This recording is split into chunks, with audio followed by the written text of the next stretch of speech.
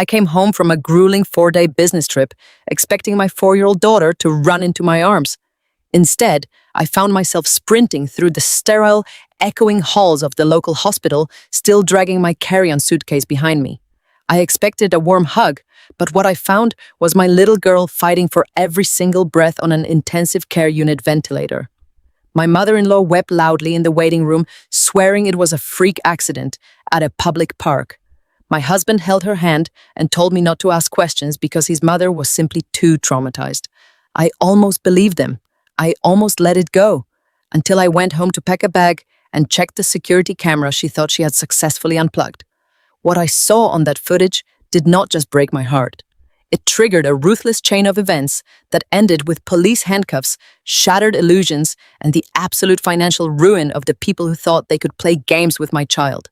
My name is Sarah Jenkins. I am 31 years old, and for the last 5 years, I have worked as a meticulous corporate tax auditor. My entire career is built on finding the truth hidden inside complex webs of lies. I look at numbers and timelines, and I find the discrepancies that people try to bury. But I never imagined I would have to apply my forensic skills to my own family. The nightmare began the moment my plane landed in Chicago. I checked my phone after the long flight to find 27 missed calls and a barrage of frantic text messages. The voicemail from my husband Tom was chaotic, filled with sirens in the background and him shouting that Lily could not breathe. I did not even wait for my checked luggage at baggage claim. I ran straight to the taxi stand and threw $200 bills at the driver to get me to the hospital as fast as legally possible. The entire ride felt like drowning in quicksand. I bargained with God. I promised I would quit my demanding job. I promised I would never take another business trip as long as I lived. I just wanted my baby to be alive. The moment the automatic doors of the intensive care unit slid open, the smell of strong bleach and medical-grade alcohol hit me like a physical blow. The rhythmic, deafening beeps of heart monitors echoed down the long white corridor. I dropped my suitcase right there at the nurse's station and ran toward room 4. When I saw Lily, my knees actually gave out. My beautiful 4-year-old girl was lying perfectly still on a massive hospital bed. She looked so incredibly tiny, surrounded by towers of humming machines. A thick plastic tube was taped to her mouth, forcing air into her struggling lungs. Her face was swollen and covered in a terrifying, angry red rash. Her eyes were taped shut. The pediatric specialist stood by the monitor, adjusting an intravenous drip. He looked at me with the kind of grim, serious expression that makes a mother's blood run completely cold. He explained that Lily was experiencing a severe grade 4 anaphylactic reaction. Her throat had closed up entirely before the paramedics even arrived. It was a peanut allergy, a lethal extreme allergy we had known about since she was 14 months old. I stood by the bed and gently took her small, swollen hand in mine. I whispered to her that Mommy was here. I felt a surge of pure terror, mixed with a rising tide of confusion. When the doctor spoke, his words felt like jagged glass. He described the massive drop in blood pressure and the severe hives. He asked me directly who had administered her emergency auto-injector. I told him her grandmother Brenda had her. The doctor looked down at his chart. He said the paramedics were the first ones to administer the injection upon arrival. My daughter had gone into full systemic shock, and nobody had used the life-saving medicine we kept in every single bag purse and kitchen cabinet. That detail alone made the blood roar in my ears. Brenda knew where the medicine was. Brenda had been trained on how to use it. Why did she wait for the ambulance? To understand how completely I trusted the people supposed to be watching her, you have to understand the dynamic of my marriage. I met my husband Tom 7 years ago. He was charming and full of grand ideas, but grand ideas do not pay a mortgage. I am the sole breadwinner of our household. I work 60-hour weeks poring over corporate tax returns to keep our family afloat. Tom calls himself a serial entrepreneur. In reality, that means he jumps from one failed business venture to the next, while I quietly cover the massive losses. 2 years ago, it was a craft brewery startup that folded in 6 months. Before that, it was a luxury dropshipping company that left us with $20,000 in credit card debt. I paid off every single cent without complaining. I funded his phases because I believed that spouses support each other. I believed in sacrifice. My dedication did not stop with Tom. I extended that same unwavering loyalty to his mother, Brenda. Brenda is a 64-year-old woman who always claims to be on the brink of financial disaster, despite living in a fully paid-off three-bedroom house across town. When Brenda complained that her property taxes were too high for her fixed income, I took over the payments. When her water heater broke last winter, I wrote a check for $3,000 on the spot. I never asked for a thank you. I never kept score. I genuinely believed that family was the most important thing in the world. I thought my financial sacrifices earned me their respect and their absolute care when it came to my daughter. Brenda had a long documented history of crossing boundaries and ignoring medical advice. When Lily was diagnosed at 14 months old, Brenda literally rolled her eyes in the pediatrician's office. She called it a trendy millennial disease. She constantly bragged about how she fed Tom peanut butter straight from the jar when he was an infant, and he turned out perfectly fine. I had fought intense, exhausting battles with her over the past 3 years. I banned certain foods from family gatherings. I refused to let Brenda bake cookies for Lily's birthday parties because she refused to clean her kitchen tools properly. Every boundary I set was met with passive-aggressive sighs and whispered comments about how I was an overly controlling mother, ruining my child's immune system. But despite her terrible attitude, I never believed she would actively endanger Lily. I thought her ignorance was just stubborn boomer pride. I thought I could manage it by paying her bills and keeping her happy. I was terribly, fatally wrong. I forced myself to leave Lily's bedside because I needed answers. I walked out of the intensive care unit and headed toward the family waiting area. The moment I turned the corner, I heard the theatrical sobbing. Brenda was sitting on a vinyl sofa, clutching a wad of damp tissues to her chest and wailing loudly. Tom was sitting right beside her with his arm wrapped tightly around her shoulders. He was murmuring soft words of comfort to his mother, not to his wife who had just walked off an airplane to find her child on life support, to his mother. I approached them slowly. My hands were shaking from the leftover adrenaline, but my mind was beginning to sharpen. I asked exactly what happened. Brenda let out a loud, dramatic gasp and buried her face in Tom's shoulder. Tom glared at me. He told me to keep my voice down and stop acting like an interrogator. I told him I was not interrogating anyone. I just wanted to know how my highly educated, heavily monitored 4-year-old daughter ingested a lethal dose of peanuts while under their direct supervision. Brenda peeked out from behind her tissues. She claimed they had taken Lily to the neighborhood public park to play on the swings. She swore that she only looked away for a single second to answer a text message. In that tiny window of time, she claimed Lily had found a discarded candy bar wrapper on the ground near the slide, a stray piece of chocolate with peanuts hidden inside. Brenda insisted that Lily ate it before she could stop her.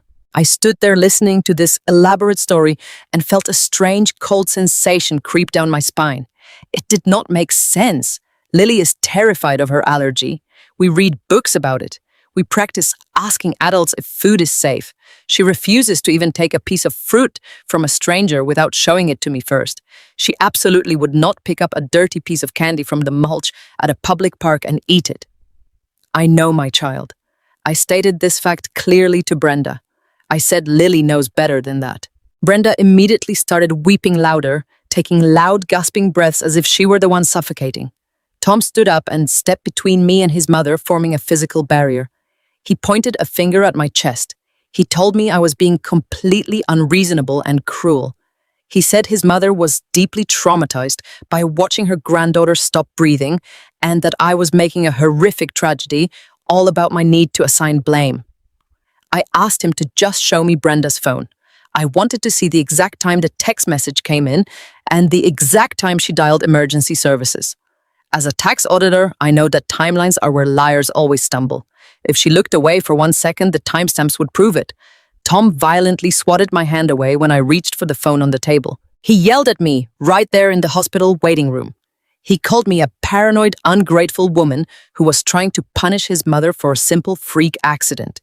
He demanded that I sit down, shut my mouth and focus on praying for Lily instead of trying to play detective. The sheer aggression in his voice was stunning.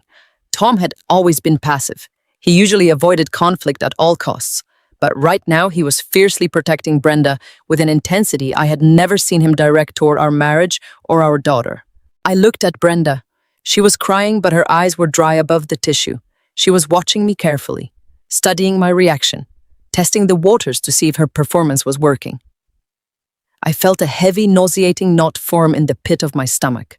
My entire life, I had been the practical one, the reliable safety net, the woman who quietly solved problems and paid the bills so everyone else could live comfortably. They thought I was a workhorse. They thought I was just a walking checkbook who would blindly accept whatever narrative they handed me. They truly believed I would fold under the pressure of Tom's anger and Brenda's theatrical tears. I did not scream. I did not throw a fit in the middle of the hospital. I am an auditor. When the ledger does not balance, you do not yell at the paper. You quietly go back to the source documents and you find the missing numbers. I took a deep breath and forced my shoulders to drop. I smoothed my expression into a mask of exhausted compliance. I told Tom he was right. I apologized for pushing them when they were obviously so upset. I played the part of the exhausted, terrified mother perfectly. Tom instantly relaxed. His defensive posture faded and he patted my arm patronizingly. Brenda let out a long, trembling sigh of relief and dabbed at her dry eyes. I told them I was going to go back to our house to shower and pack a bag with Lily's favorite blanket and some fresh clothes. I told them to stay at the hospital and rest. I turned around and walked out of the waiting room. My heart was pounding a frantic rhythm against my ribs, but my mind was completely silent and focused. The story was a lie. I knew it in my bones. The drive from the hospital to our suburban neighborhood was a blur of streetlights and rain. My hands gripped the steering wheel so hard my knuckles ached. My mind raced through the sequence of events. The park, the candy wrapper, the missing epinephrine injection, the delayed phone call, Tom's immediate resort to aggression when I asked for a timeline. Liars always rely on emotional explosions to distract from factual inconsistencies. It is a classic evasion tactic I see every single quarter when I audit corrupt corporate executives. Tom was acting exactly like a guilty man trying to hide a massive scheme behind a wall of manufactured outrage. I pulled into our driveway. The house was completely dark and silent. It felt entirely wrong. I walked through the front door and dropped my keys on the entryway table. The silence was heavy and suffocating. I walked into the living room to gather Lily's favorite stuffed animal. That is when I saw it. We have a smart home security system. I installed it myself last year because Tom is terrible at remembering to lock doors. The primary camera sits on a high shelf in the corner of the living room, providing a full view of the front door and the kitchen. The small green indicator light that shows the camera is actively recording was completely dark. I walked over to the shelf. The thick black power cord had been physically yanked out of the wall socket. It was not a power outage. It was not a glitch. Someone had deliberately disabled the camera. Brenda knew about this camera. She always complained that it made her feel like she was living in a surveillance state. She thought disabling it meant no one was watching. She thought she had successfully committed whatever she did in total privacy. But she did not know about the secondary hidden camera I had installed on the front porch 2 weeks ago to catch a neighborhood package thief. She did not know I had an encrypted cloud backup that captured everything happening outside that front door. I walked into my home office and booted up my laptop. I pulled up the security portal. I clicked on the porch camera feed for that afternoon, and what I saw next did not just validate my darkest fears. It handed me the exact weapon I needed to destroy them all. The rhythmic, mechanical breathing of the ventilator was the only sound in the sterile intensive care unit. I sat beside Lily, staring at her small, pale hand wrapped in my own. Her fingers felt so cold. I was gently rubbing my thumb over her knuckles when Dr. Evans walked back into the room holding a tablet. His expression was heavy with the kind of clinical, serious weight that instantly makes a mother brace for impact. He asked me to step slightly away from the bed so we could speak without disturbing her rest. I followed him toward the large window overlooking the dark hospital parking lot. Dr. Evans spoke in a low, measured tone.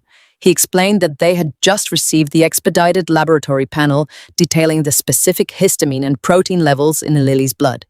As a parent of a child with a severe allergy, you learn to understand the medical terminology.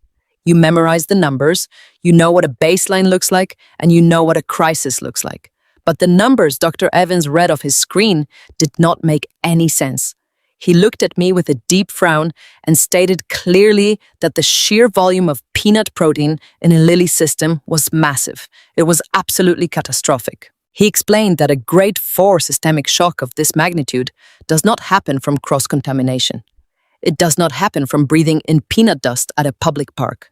He looked me directly in the eyes and told me that this was not consistent with a child taking a single accidental bite of a discarded piece of candy. To trigger the kind of complete respiratory failure and extreme vascular collapse Lily experienced, she would have had to consume a highly concentrated, direct and substantial dose of the allergen. I stood there by the window feeling the chill of the glass radiating against my shoulder. My brain, which has spent the last decade dissecting complex corporate tax fraud, began to process the medical facts. The numbers simply did not align with the narrative. Lily is 4 years old. She is terrified of her allergy. We have practiced reading labels together. She refuses to accept a single cracker from another child without bringing it to me first to verify it is safe. The idea that my cautious, terrified little girl would randomly pick up a dirty candy wrapper from the mulch at a public park and gorge herself on it was already difficult to swallow. Now the doctor was telling me that scientifically, the amount she ingested was equivalent to eating an entire spoonful of pure peanut butter. I thanked Dr. Evans for his transparency. I walked back to Lily and kissed her forehead, being careful not to disturb the medical tape holding her breathing tube in place. A cold, calculating calm began to wash over me. It is the exact same sensation I get when I'm auditing a multi-million-dollar company and I spot a glaring discrepancy in their quarterly ledgers. When the numbers do not balance, somebody is lying.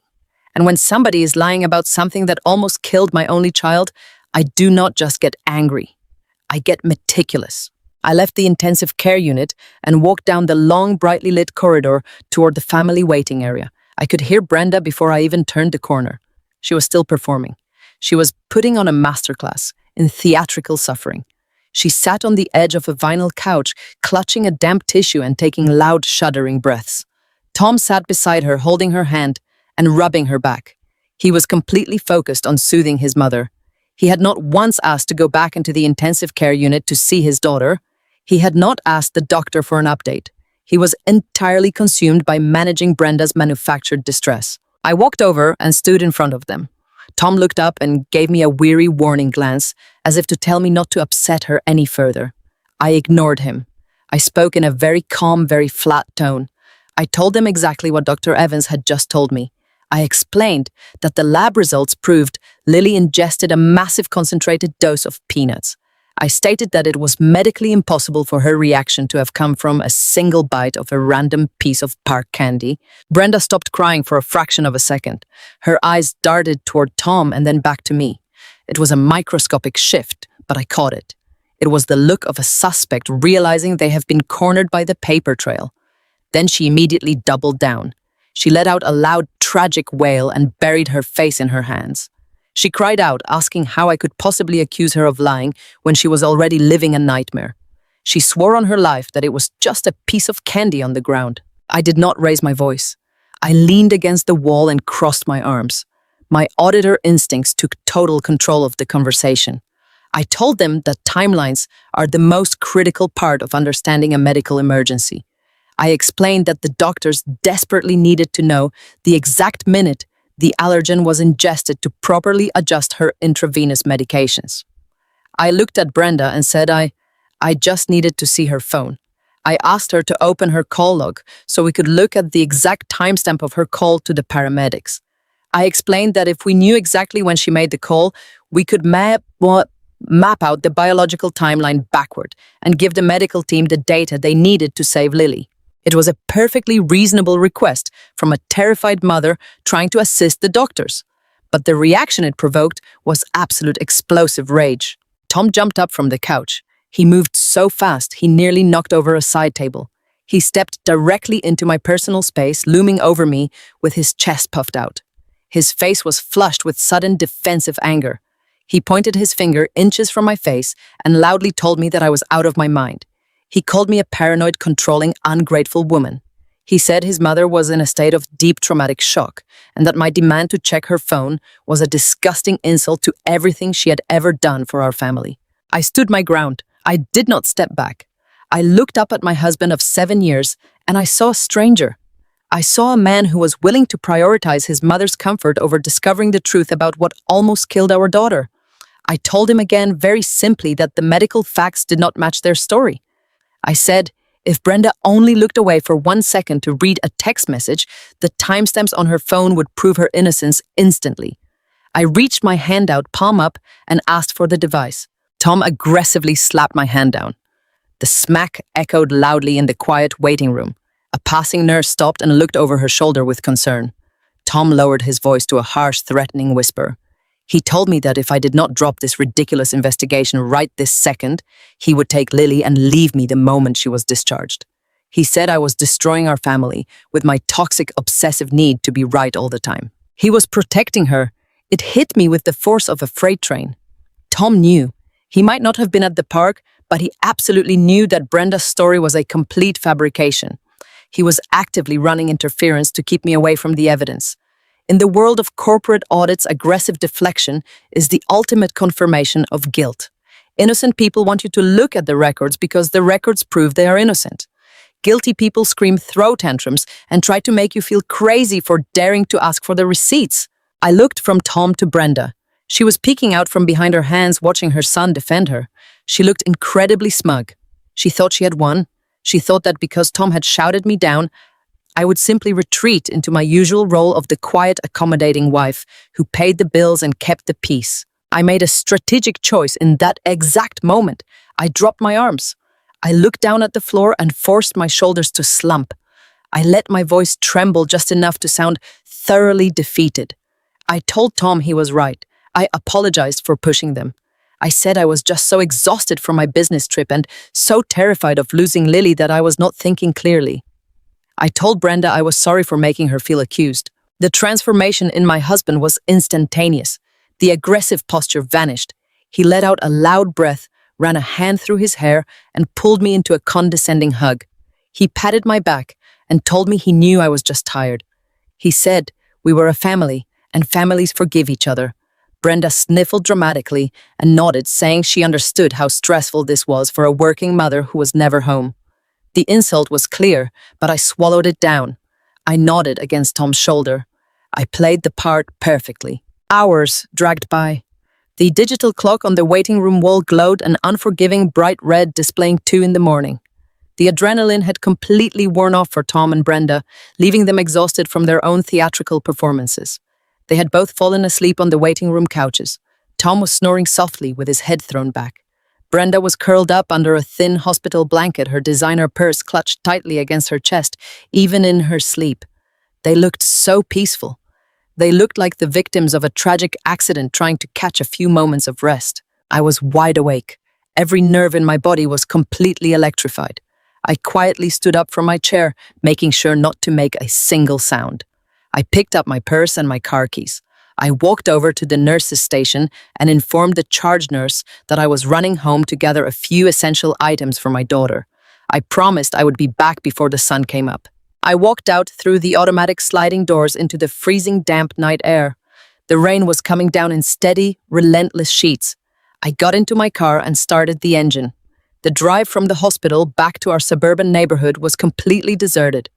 The rhythmic swish of the windshield wipers was the only sound. My mind was running through 100 different calculations. If the timeline at the park was a lie, then what actually happened? Why was the peanut dose so massive? Why did nobody use the emergency auto-injector that I explicitly clipped to Lily's small backpack every single morning? I turned onto our street. The neighborhood was completely dark with all the houses shut tightly against the rain. I pulled into our driveway and parked the car. Our house, a beautiful 2-story colonial that I had single-handedly paid the down payment for, stood entirely dark. No porch light had been left on. I unlocked the front door and stepped inside. The silence of an empty house is always jarring, but tonight it felt physically oppressive. It felt like walking into a tomb. The air was stale. I did not turn on the main overhead lights. I used the flashlight on my cell phone to navigate through the entryway and into the kitchen. I needed to pack a bag for Lily. She would need her softest pajamas, her favorite stuffed rabbit, and the special sensitive skin lotion we keep in her bathroom. I walked past the living room on my way to the stairs. The beam of my cell phone flashlight swept across the room and caught something strange. It was a detail so small that anyone else would have completely ignored it. But my entire career is based on noticing the tiny details that are out of place. We have a comprehensive smart home security system. Tom travels occasionally for his failed networking conventions, and I wanted peace of mind when it was just Lily and me at home. The primary camera is a sleek black cylinder that sits on the highest bookshelf in the corner of the living room. It has a wide-angle lens that captures the entire open-concept living space, including the front door, the hallway, and the kitchen island. Usually, there is a small solid green indicator light glowing on the front of the device to show it is actively connected to the wireless network and recording to the cloud. The shelf was completely dark. I stopped walking. I turned my flashlight beam directly onto the bookshelf. The camera was sitting in its usual spot, but it was entirely dead. I walked over to the corner of the room and looked closer. The thick black power cable that connects the camera to the wall outlet had not just fallen out. It had been deliberately and forcefully yanked from the socket. The plug was dangling over the edge of the shelf, swaying slightly in the draft from the nearby window. This was not a power outage. A power outage affects the entire house. The microwave clock was still glowing in the kitchen. This was not a software glitch. A glitch leaves the unit plugged in, but disconnected. Someone had physically approached that shelf, reached up and violently pulled the power cord from the wall. I stood in the dark living room staring at the dangling cord. Brenda hated that camera. From the moment I installed it, she constantly complained about it. She said it was creepy. She said she felt like she was a prisoner in a surveillance state every time she came over to babysit.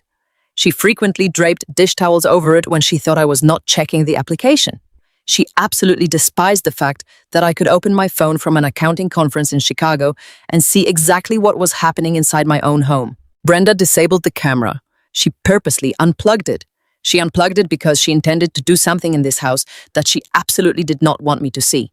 She thought that by pulling that cord, she was ensuring her absolute privacy. She thought she was guaranteeing that whatever happened in our home today would remain completely undocumented, allowing her to spin whatever fictional narrative she wanted about a public park and a stray candy wrapper. But Brenda is not a modern woman. She is a woman who struggles to operate a basic smartphone. She understands that a camera on a shelf records video. She does not understand the concept of redundant overlapping security systems. 2 weeks ago, we had a series of package thefts in our neighborhood. I had ordered a set of expensive custom tax software manuals that were stolen directly off our front steps. I was furious. Tom promised to handle it, but as usual, he completely forgot. So I handled it myself. I ordered a highly discreet motion-activated secondary camera. It was designed to look exactly like the dark bronze house numbers, mounted on the brick pillar next to our front door. It did not have a glowing green light. It did not beep. It quietly recorded every single movement on the front porch, the driveway and the entryway, continuously uploading high-definition video and crystal-clear audio directly to an encrypted cloud server. Brenda did not know about the new camera. Tom did not even know about the new camera. I had not gotten around to telling him because I had been so busy packing for my business trip to Chicago. I slowly lowered my cell phone flashlight. The implications of what I was looking at began to crash over me like massive suffocating waves. Brenda unplugged the indoor camera. She lied about the timeline. She lied about the public park. She lied about the candy wrapper. Whatever happened to my daughter today did not happen at the playground down the street. It happened right here. It happened at my house. I turned away from the bookshelf. I walked into my home office and firmly closed the door behind me. I did not turn on the desk lamp. I sat down in my leather office chair in the dark. I opened my laptop and typed in my master password. My hands were shaking so violently, I had to type it 3 separate times before the system accepted it. I opened the secure browser and navigated to the cloud storage portal for the secondary porch camera. I entered my 2-factor authentication code. The screen illuminated my face in the dark room. I pulled up the video timeline for that afternoon. I found the exact block of time matching the hours I was on my flight back from Chicago. I highlighted the file and took a deep breath that rattled loudly in my own chest. I moved the cursor over the play button. I clicked it. And as the high-definition footage began to buffer and play out across my screen, the last remaining shreds of my family, my marriage, and my entire life completely disintegrated right before my eyes. I sat in the pitch-black space of my home office, with only the harsh, stark light of my laptop screen illuminating my face. My fingers hovered over the keyboard for a long, agonizing moment. Part of me, the soft, hopeful part of a wife and a mother, desperately wanted to close the browser and walk away. That part wanted to believe Tom was right.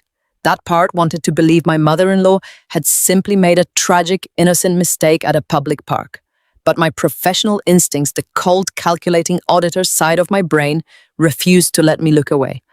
When a timeline has a missing gap, you do not ignore it. You dig until you find the buried truth. I pressed the enter key and logged into the secure cloud storage portal. The security camera I had installed on the front porch 2 weeks prior was an absolute masterpiece of modern, discreet technology. After a string of frustrating package thefts in our neighborhood, I had hired a premium security firm to replace our standard brass house numbers with a custom-molded plaque. The thick, dark bronze numbers mounted to the brick pillar right next to our front door contained a high-definition wide-angle lens and a highly sensitive audio microphone. There were no glowing red lights. There were no obvious glass domes. It looked exactly like an ordinary address plaque. Brenda had absolutely no idea it existed. She had smugly unplugged the obvious camera in the living room, entirely confident that she was committing her actions in total, absolute secrecy. She was dead wrong. The web portal loaded, displaying a clean, organized calendar of recorded events. I moved my mouse to the current date and clicked on the afternoon timeline. The system had broken the recordings into motion-activated video blocks. I scrolled down past the morning mail delivery and stopped when I found a solid, continuous block of footage that began exactly at 2:12 in the afternoon. This was right around the time my plane was beginning its descent into Chicago. I took a deep breath that rattled loudly in my empty office, and I pressed play. The high-definition video filled my screen. The afternoon sunlight on the porch was bright and clear. My beautiful 4-year-old daughter, Lily, was sitting cross-legged on the concrete steps. She was wearing her favorite yellow sundress and happily drawing a crooked rainbow with thick pieces of sidewalk chalk. She looked completely healthy. She looked perfectly safe. The audio was so crisp I could hear the gentle scraping sound of the chalk against the concrete. Then Brenda walked into the frame. My mother-in-law stepped out onto the porch carrying a large iced tea and her heavy designer leather handbag.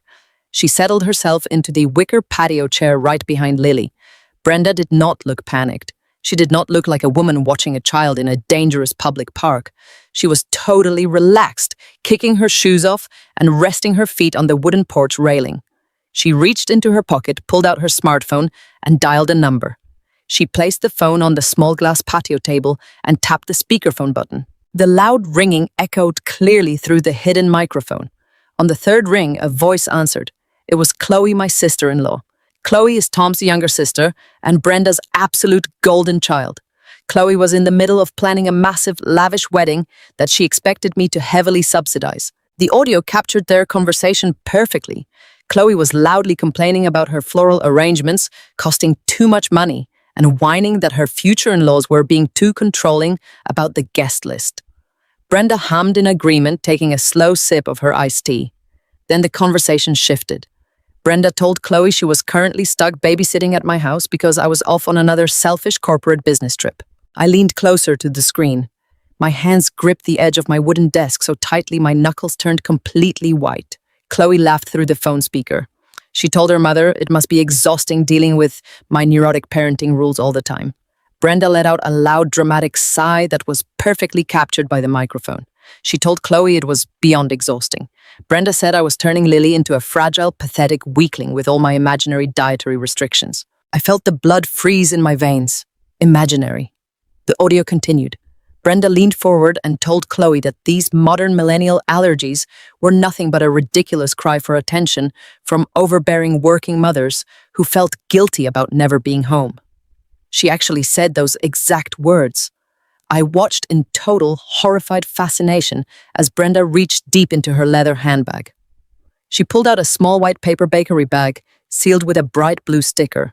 Chloe asked what her mother was doing. Brenda smiled a cold, arrogant smile that did not reach her eyes. She told her daughter she was going to prove a point.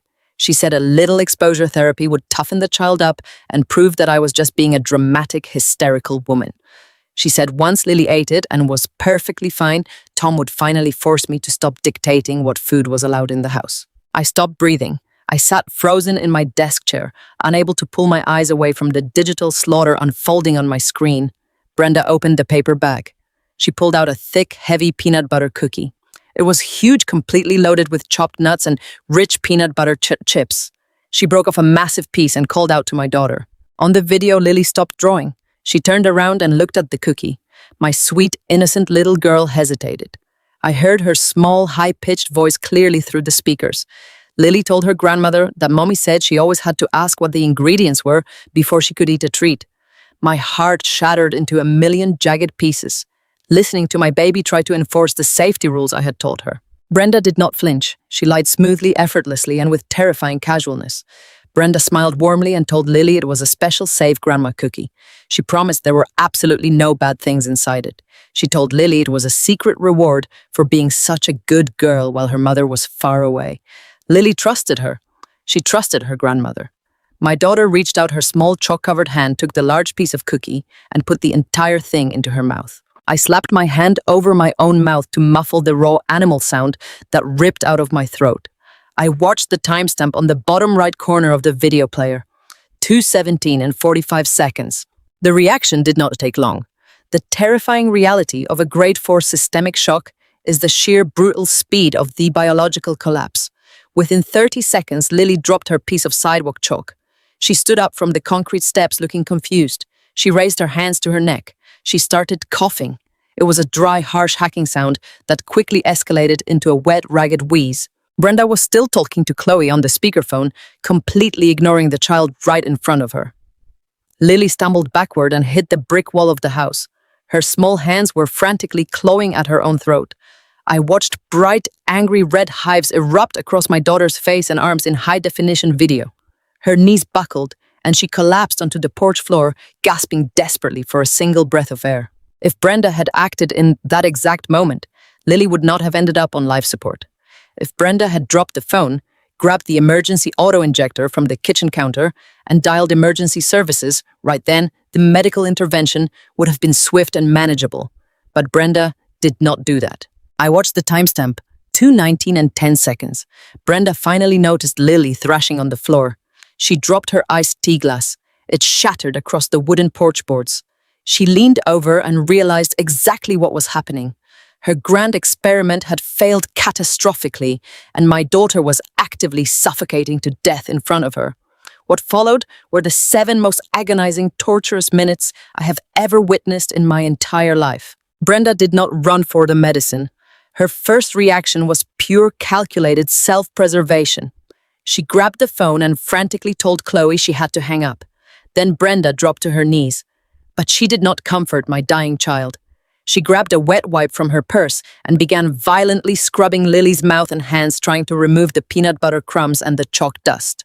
She was cleaning up a crime scene while the victim was actively choking on the ground. I sat at my desk, weeping silently, tears pouring down my face as I watched my little girl kick her legs in a desperate bid for oxygen. Brenda stood up. She grabbed the white bakery bag and the remaining piece of the cookie. She shoved them deep into the bottom of her designer purse, zipping it tightly shut. She actually looked around the neighborhood, scanning the street to see if any of the neighbors were looking out their windows or walking their dogs. She was checking for witnesses. 2:22 and 30 seconds. 5 minutes had passed since the ingestion. Lily's movements were growing weaker. Her kicking slowed down. She was losing consciousness. Brenda finally pulled out her cell phone, but she did not dial emergency services. I zoomed in on the video, pushing the resolution to the maximum limit. I watched her fingers move across the screen. She went to her contacts and dialed a number. The hidden microphone picked up the ringing. Then a voice answered loudly through the phone speaker. It was Tom. It was my husband. My blood turned to absolute ice. The tears on my face completely dried up, replaced by a burning, consuming rage that felt like swallowing actual fire.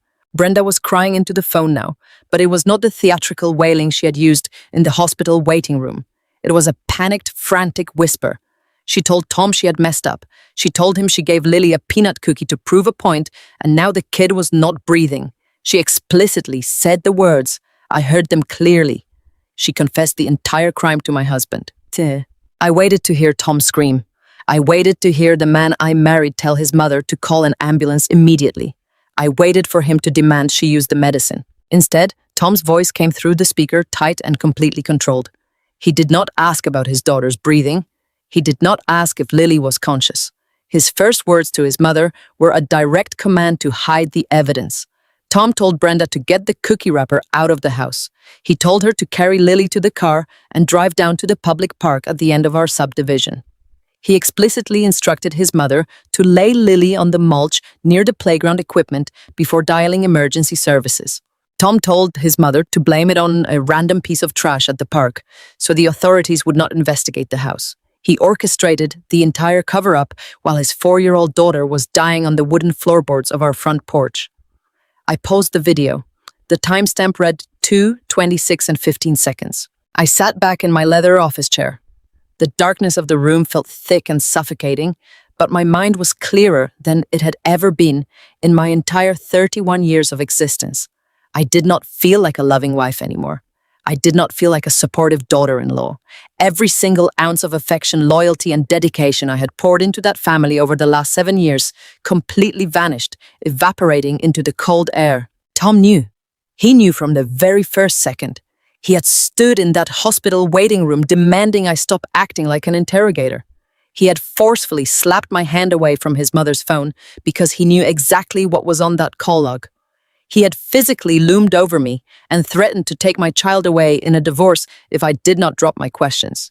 He weaponized his anger to protect the woman who had intentionally poisoned our daughter. He chose his mother's freedom over Lily's life. They had looked at me in that waiting room and seen a foolish working mother who could be easily manipulated. They saw a bank account. They saw a woman who would quietly pay the medical bills, cover the legal liabilities, and sweep their horrific abuse under the rug to keep the peace.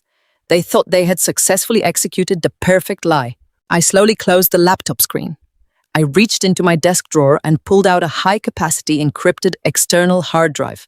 I plugged it into the computer and initiated a secure direct transfer of the entire video file, the audio logs, and the corresponding timestamps. I made 3 separate copies, one for my personal safe, one for a secure bank safety deposit box, and one for the very specific, highly aggressive family law attorney I was going to call the absolute second the sun came up. My hands were no longer shaking. The weeping had completely stopped. The woman who had sprinted through the hospital corridors bargaining with God was entirely gone. The forensic auditor had fully taken over, and I was about to initiate the most devastating, comprehensive audit of my entire life. The rain was still pouring in steady, relentless sheets as I drove the dark, quiet miles from my house back to the hospital. My mind was no longer spinning in a chaotic panic. The raw, devastating grief of a terrified mother had been completely, cleanly severed. It was left behind in my dark home office, sitting on the desk next to the encrypted hard drive. In its place was a state of absolute chilling clarity. I am a corporate tax auditor. My entire professional existence is dedicated to dissecting complex financial lies, finding the hidden discrepancies, and holding fraudulent people completely accountable. Tonight, I was turning that exact same ruthless precision onto my own marriage. I walked through the automatic sliding doors of the hospital entrance. The bright fluorescent lights overhead felt blinding and harsh. The muted, distant sounds of medical carts rolling down linoleum hallways echoed around me. I carried Lily's small overnight bag tightly against my side. It was filled with her softest pajamas, her favorite stuffed rabbit, and the special sensitive skin lotion we kept on her bathroom counter. But I was also carrying the massive, crushing weight of a secret that was going to permanently alter the trajectory of my entire life. I made my way straight back to the intensive care unit. I had to see my daughter first. I walked into her sterile room and stood quietly beside her bed. She was still deeply sedated, still completely dependent on the large, noisy machines humming and clicking all around her. Her chest rose and fell in a forced, unnatural mechanical rhythm. The angry red rash had faded slightly, but her small face was still terrifyingly swollen. I gently placed the soft stuffed rabbit right next to her pillow, being very careful not to disturb the thick medical tape holding her breathing tube securely in place. The attending pediatric nurse gave me a warm, sympathetic nod. I did not cry. I could not afford to waste a single ounce of energy on tears. I had an audit to complete, and I needed my mind entirely focused. I left the intensive care unit and walked down the long corridor toward the family waiting area. I found them exactly where I had left them. Brenda was still curled up on the long vinyl couch, completely unconscious. Her expensive designer handbag was tucked safely under her arm, even in her sleep. She looked incredibly peaceful. She looked like a woman who genuinely believed she had successfully buried her crime. Tom was awake. He was sitting in a stiff plastic chair holding a white styrofoam cup of terrible hospital coffee. He was staring blankly at the muted television screen mounted high on the wall. He looked up when he heard my footsteps approaching. He immediately straightened his posture and put on a carefully practiced mask of exhausted concern. He asked me how the quick trip to the house was. He asked if I was feeling any calmer now that I had taken a moment to breathe. I sat down in the empty plastic chair directly across from him. I kept my posture completely relaxed, and I kept my voice soft and measured. I told him the house was fine. I told him I brought all the essential things Lily would need when she woke up. Then I prepared to drop the bait. As an auditor, you learn that the easiest way to break a liar is to introduce a sudden, unexpected variable into their carefully constructed narrative. I leaned forward and lowered my voice to a conspiratorial whisper. I manufactured a perfectly reasonable, logical lie. I told Tom that I had just spoken privately with the charge nurse outside Lily's room. I said that because the allergic reaction was so massive, and because it supposedly occurred in a public recreational space, the hospital administration was legally required to file an official incident report. I explained that the local police department and the City Parks Commission would be dispatching an officer to investigate the neighborhood playground first thing in the morning. I told him they needed to find the exact candy wrapper and secure the area just in case some malicious, dangerous person was intentionally leaving contaminated food where toddlers play. The transformation in my husband was instantaneous and utterly sickening. The white styrofoam cup in Tom's hand crumpled slightly under his sudden grip, spilling hot brown liquid over the rim and directly onto his jeans. He did not even notice the burn. The color completely drained from his face, leaving his skin looking pale and terrified. He did not say that a police investigation was a wonderful idea to help keep other children safe. He did not express relief that the local authorities were stepping in to find the source of our daughter's immense suffering. Instead, his eyes darted frantically toward his sleeping mother and then snapped back to me. His breathing turned suddenly shallow and erratic. He swallowed hard. The polished, charming demeanor he used to navigate his failed business ventures completely evaporated. He stood up abruptly. He grabbed my elbow with a grip that was far too tight and physically pulled me up out of my chair. He dragged me out of the waiting room, entirely ignoring my protests. He marched me down the hallway, pushing aggressively through the heavy metal fire doors that led directly into the concrete emergency stairwell. The heavy door slammed shut behind us, instantly cutting off the ambient noise of the hospital. The stairwell was freezing cold and smelled strongly of industrial cleaning supplies. It echoed loudly with every single breath we took. Tom let go of my arm and began pacing frantically back and forth on the small concrete landing. He was running his hands through his hair, pulling at the roots. It is a classic physical manifestation of someone whose carefully constructed fictional narrative is actively collapsing around them. I stood perfectly still, leaning my back against the cold metal railing. I asked him what was wrong. I kept my tone completely innocent. I asked him why he was acting like a cornered animal when the police were simply going to search a public park for a piece of trash. Tom stopped pacing. He turned and looked at me with wild, desperate eyes. The man standing in front of me was not the husband I had loved and supported for 7 years. He was just a terrified little boy trying to protect his mother from the severe legal consequences of her own horrific actions. He told me I had to call the nurse back immediately.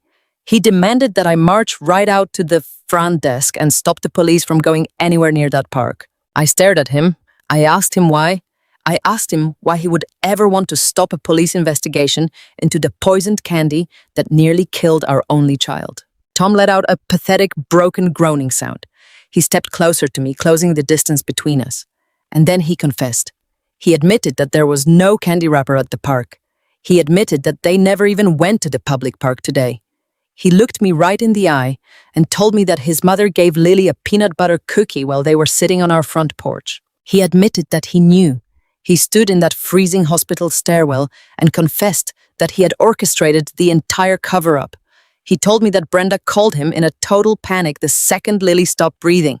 He actually stood there and admitted that his very first thought was not to call an ambulance for his dying daughter, but to protect his mother from my absolute fury. He told me he instructed Brenda to move Lily to the park, to make it look like a tragic, unavoidable accident.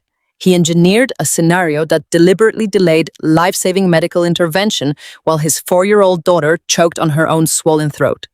He did it to protect Brenda from accountability. I listened to him speak, and I felt a profound echoing emptiness open up inside my chest. He was actively begging me to let it go. He reached out and tried to take my hands in his, but I stepped backward, pressing my spine flat against the concrete wall. He told me that if I allowed the police to investigate, they would inevitably canvass the neighborhood and review the security footage from the surrounding houses. He said if I reported the truth, Brenda would go to prison for felony child endangerment. He actually grabbed his own hair again and whined that his mother was a good woman who just made a very stupid, careless mistake. Then he delivered the final crushing blow. He looked at me with pleading, pathetic eyes and said the words I will never ever forgive. He said, if you report this, Mom goes to jail. Lily is surviving Sarah. Do not destroy our family over a boomer mistake. A boomer mistake. He categorized the intentional, deliberate poisoning of a child and the calculated delay of emergency medical care as a simple generational quirk. He looked at my beautiful, innocent daughter fighting for every single breath on a mechanical ventilator and decided that because she was technically surviving, there was no real harm done. He was asking me to sweep attempted murder under the rug to preserve his mother's social reputation. He was asking me to sacrifice Lily's safety and my own sanity to maintain the pathetic illusion of a happy, stable family. The silence in the stairwell stretched out for a long, agonizing minute. I looked at the man I had married. I looked at the man whose massive credit card debts I had paid, whose ridiculous entrepreneurial dreams I had funded, and whose bed I had shared for 7 long years. I searched his face for any sign of genuine remorse for his daughter. There was absolutely none. There was only raw selfish panic for his mother and deep cowardly fear for himself. In that precise moment, I realized I was entirely, completely alone. I did not have a husband. I had a parasite. He was not a supportive partner. He was an active accessory to my daughter's near-fatal abuse. The family I thought I was protecting, the family I had worked 60-hour weeks to support, was nothing more than a toxic parasitic organism feeding off my financial resources while treating my child as disposable collateral damage. My brain cleanly severed the last remaining thread of emotional attachment. The meticulous corporate auditor stepped forward to close the ledger once and for all. I knew that if I screamed or fought back right now, Tom would panic. He would immediately warn Brenda. They would hire defense lawyers. They would empty our joint bank accounts before I could secure the funds. They would try to twist the narrative, spread lies to the extended family, and paint me as an unstable, hysterical woman making up crazy accusations. I could not afford to alert them to the incoming audit. I needed them comfortable. I needed them arrogant. I needed them completely unaware of the absolute total destruction I was about to rain down upon their lives. I looked Tom directly in the eyes. I forced the tense muscles in my face to relax. I let out a long, trembling breath, pretending to be completely overwhelmed and exhausted by the sheer emotional weight of his confession. I formed a dead, hollow smile on my lips. It was the exact kind of smile you give a corrupt client right before you hand their fraudulent tax returns over to the federal government. I told Tom he was right. I told him I would tell the nurses not to involve the police or the Parks Commission because Lily was surviving, and that was all that truly mattered. I promised him I would keep the peace for the sake of our family. Tom let out a massive, heavy sigh of relief. The tension instantly left his body. He pulled me into a tight, grateful hug, kissing the top of my head and praising me for being so incredibly understanding and forgiving. I stood in the freezing concrete stairwell, resting my chin silently on his shoulder. I stared blankly at the grey cinder block wall, wrapping my arms loosely around his back. I agreed to keep his peace, but I knew with absolute terrifying certainty that I was going to tear his entire world to pieces. The trap was officially set. The steady, miraculous sound of my daughter breathing on her own was the only thing that kept me tethered to reality during those first few days back home. Lily had been discharged from the hospital on a Tuesday morning, pale and exhausted, but thankfully alive. The doctors called her recovery a profound stroke of luck. I knew luck had absolutely nothing to do with it. She survived because her little body fought a war against the poison her own grandmother had forced her to swallow. Walking back into our house with Lily safely in my arms felt like stepping onto a carefully constructed theater stage. I knew the script I was supposed to follow. I was supposed to play the role of the hysterical working mother who had overreacted to a simple, innocent tragedy. Tom and Brenda expected me to bow my head, apologize for my initial suspicions, and sweep the entire terrifying ordeal under the rug. So I gave them exactly the performance they demanded. For the first entire week, I was the picture of suburban compliance. I thanked Brenda profusely for her help around the house. I made Tom his favorite dinners. I kept my voice soft and agreeable, never once mentioning the public park or the missing timeline. It was the hardest thing I have ever done in my entire life. Every time Brenda walked into a room, my stomach violently turned.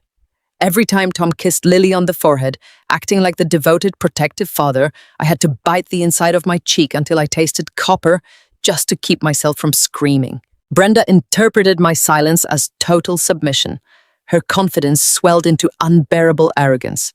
She strutted through my house, rearranging my kitchen cabinets and offering unsolicited advice on how I needed to step back from my demanding tax firm to be a more present mother. She truly believed she had broken my spirit in that hospital waiting room. She thought she had successfully established dominance over our household. Her audacity reached its absolute peak. During a Sunday brunch, she insisted on hosting at my dining table. Tom was pouring coffee, and Brenda was holding court, talking loudly about her daughter Chloe. Chloe was getting married in 3 months, and the wedding plans were apparently spiraling completely out of control. Brenda looked at me across the table with a sharp, calculating gleam in her eye. She took a slow sip of her mimosa and declared that family unity was the most important thing in the world, especially after such a stressful week. She then calmly informed me that Chloe had selected a premium waterfront venue and a designer floral package that went severely over budget. Brenda told me that since I had been so difficult and combative at the hospital, I owed the family a gesture of good faith. She demanded that I write a check for $60,000 to cover the remaining wedding expenses. She did not ask. She demanded. She smiled a tight, thin smile and said it was the only way I could prove I was truly committed to this family.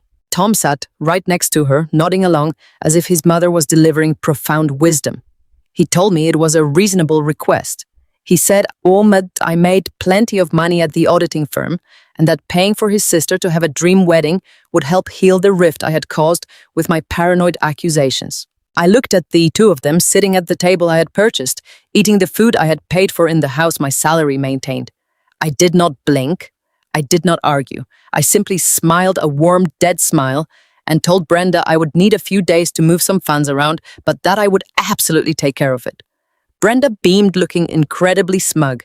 She patted my hand and called me a good girl. They thought they had won the ultimate prize. They had no idea I was quietly preparing to burn their entire kingdom to the ground. That night, after Tom had fallen into a deep snoring sleep, I slipped out of our bedroom and walked silently down the hall to my home office. I locked the door and closed the blinds. I turned on my laptop and let the bright screen illuminate the dark room. It was time to follow the money. In my professional life as a corporate tax auditor, I uncover hidden assets and fraudulent ledgers for a living. People who commit financial crimes always think they are smarter than the system. They think they can hide their theft by moving money through a complex web of transfers and joint accounts. But money always leaves a footprint. You just have to know exactly where to look. I started with our primary checking and savings accounts. Everything there looked relatively normal. The balances matched my mental records. The mortgage was paid, the utility bills were cleared, but Tom had always been very insistent on handling the transfers to Lily's college savings plan. We had opened a 529 education account shortly after she was born. We agreed to contribute a set percentage of my monthly income into that specific fund. Based on my meticulous tracking, that account should have held a little over $40,000 by now. I bypassed Tom's usual monthly summary reports and logged directly into the financial institution's main portal. I entered the account credentials and waited for the dashboard to load. The screen flashed bright white and the current balance appeared in bold black numbers, $412. I stopped breathing. The air was entirely sucked out of my lungs. I leaned closer to the monitor, convinced I was looking at a technical error, but the numbers did not change. $39,600 were completely gone. I pulled the transaction history going back 3 full years. My fingers flew across the keyboard, downloading spreadsheets and sorting the data with ruthless precision. The story the numbers told was absolutely sickening. Every single month for the past 3 years, Tom had been manually withdrawing the funds I deposited for our daughter's future.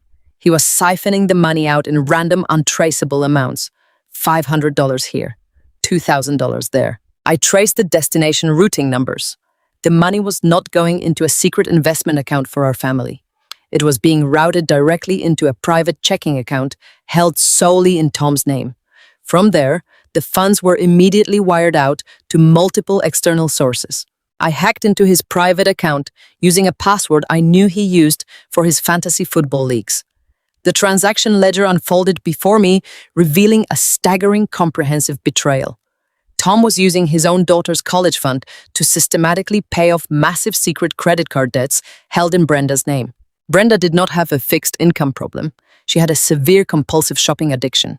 The records showed thousands of dollars going toward high-end department stores, luxury cruise deposits, and expensive spa retreats.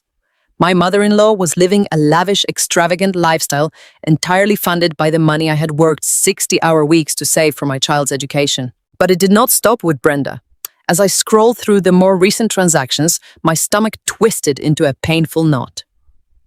Over the last 6 months, Tom had initiated massive wire transfers to luxury event planners, custom bridal boutiques, and expensive caterers.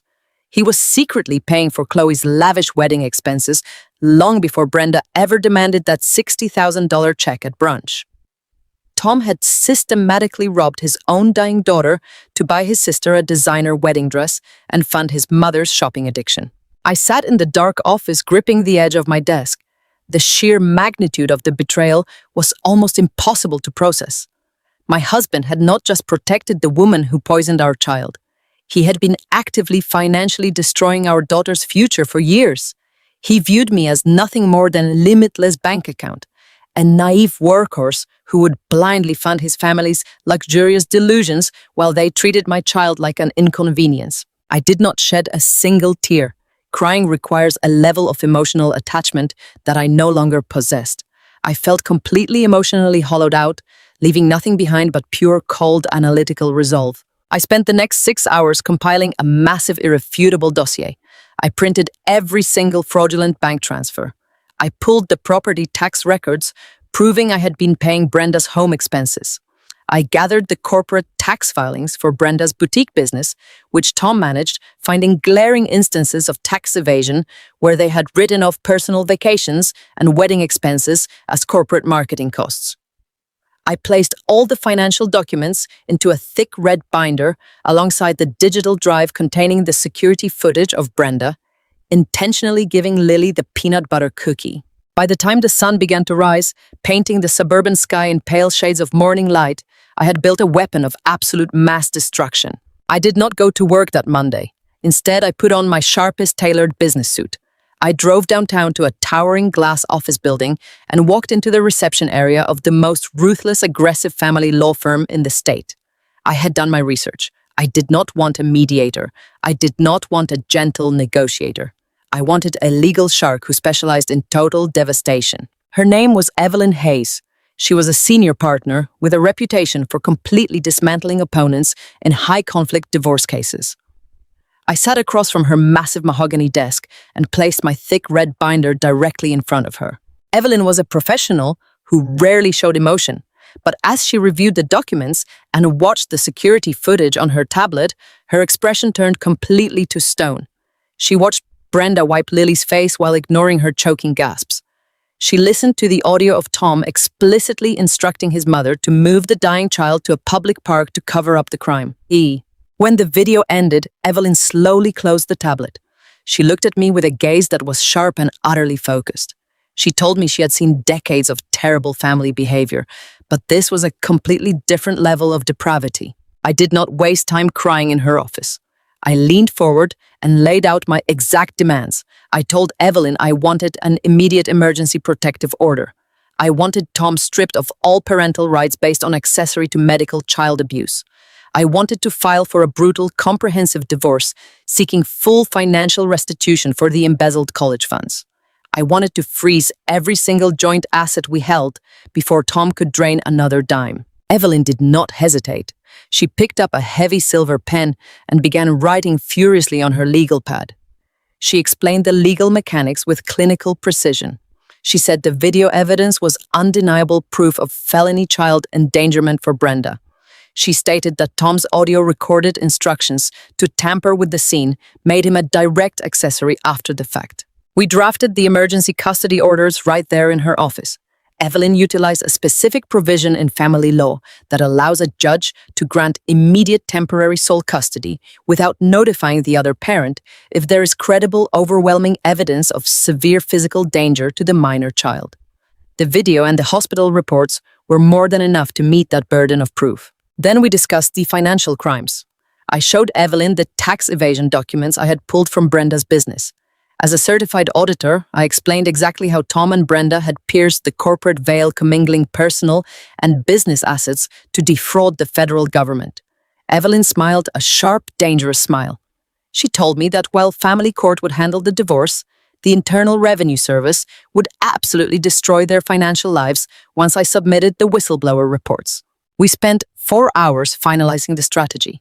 We built a legal cage so perfectly tight that Tom and Brenda would never see the bars until the door slammed shut. Evelyn asked me how I wanted to serve the papers. She offered to have a process server intercept Tom at his office or send the local police directly to Brenda's house. I thought about the smug, arrogant look on Brenda's face during Sunday brunch. I thought about Tom demanding I write a massive check for his sister's wedding while he secretly knew he had already drained his daughter's bank account to pay for it. I looked Evelyn straight in the eyes and told her I wanted to handle the delivery myself. Brenda had insisted on hosting a massive welcome home dinner party at my house later that week to celebrate Lily's recovery. She had explicitly invited Chloe and Chloe's wealthy, status-obsessed future in-laws to the dinner. Brenda planned to use the event to publicly announce that I was generously funding the rest of the extravagant wedding. She wanted an audience to witness her total control over my finances and my life. I told Evelyn that since Brenda wanted an audience, I was going to give her a show she would never forget. I drove home that afternoon with the signed emergency protective orders tucked safely into my briefcase. The trap was fully constructed, locked and loaded. All I had to do was wait for them to walk right into it. My meeting with the family law attorney had provided the absolute legal framework necessary to protect my daughter from any future harm. But the family court system inevitably moves at its own deliberate, methodical pace. I knew I needed a mechanism of immediate, catastrophic accountability. I needed a force of nature that cared absolutely nothing about Brenda's theatrical weeping or Tom's aggressive, manipulative outbursts. I needed an entity that operated strictly on undeniable facts and unforgiving consequences. I found that exact force waiting for me inside the federal tax code. As the sole financial anchor for this entire family, I had always maintained unfettered access to the operational books of Brenda's supposedly struggling business. She owned a high-end home decor and imported floral boutique in a heavily gentrified, expensive neighborhood. Tom was the registered operations manager. For the last 6 consecutive years, they had constantly complained to me about razor-thin profit margins and aggressive, unmanageable overhead costs. They used these constant financial complaints to justify exactly why Tom could never contribute a single dollar to our household bills and why Brenda constantly needed me to cover her soaring property taxes. Because I worked grueling 60-hour weeks at my own demanding corporate auditing firm, I had never bothered to look too closely at their actual ledgers. I simply processed their annual tax filings using the highly sanitized summary spreadsheets Tom handed to me every spring. That was the biggest financial mistake of my entire life. I sat down at my home office desk and cracked my knuckles. I logged into their primary accounting software using the administrative master credentials I had established for them years ago. I bypassed the neat little summary reports and went directly into the raw, unfiltered general ledger. Then I matched the software entries against the raw digital bank statements I downloaded directly from their primary financial institution. What I found hiding in those lines of data was not a struggling small local business trying to survive a tough retail market. What I found was a brazen, systematic, and highly sophisticated operation of absolute tax fraud. I spent the entire night wide awake tracing the complex flow of stolen capital. The sheer audacity of their spending was truly breathtaking. Brenda had categorized a lavish 2-week luxury cruise to the Mediterranean as international vendor sourcing. She had completely written off thousands of dollars in designer clothing, expensive shoes, and imported handbags for her golden child daughter, Chloe, labeling them all as promotional uniforms and employee retention gifts. Tom was equally as guilty in the ledger. He had systematically funneled thousands of dollars into exclusive premium golf club memberships and obscenely expensive steakhouse dinners, classifying every single personal indulgence as vital client entertainment. They were not just terrible people who endangered my innocent child. They were brazen, arrogant criminals actively stealing from the federal government while I worked my fingers to the bone to keep a roof over their heads. The most damning discovery I made that night was the absolute lack of basic financial boundaries. They had completely and legally pierced the corporate veil. They were using the primary business checking account as their own personal, limitless piggy bank.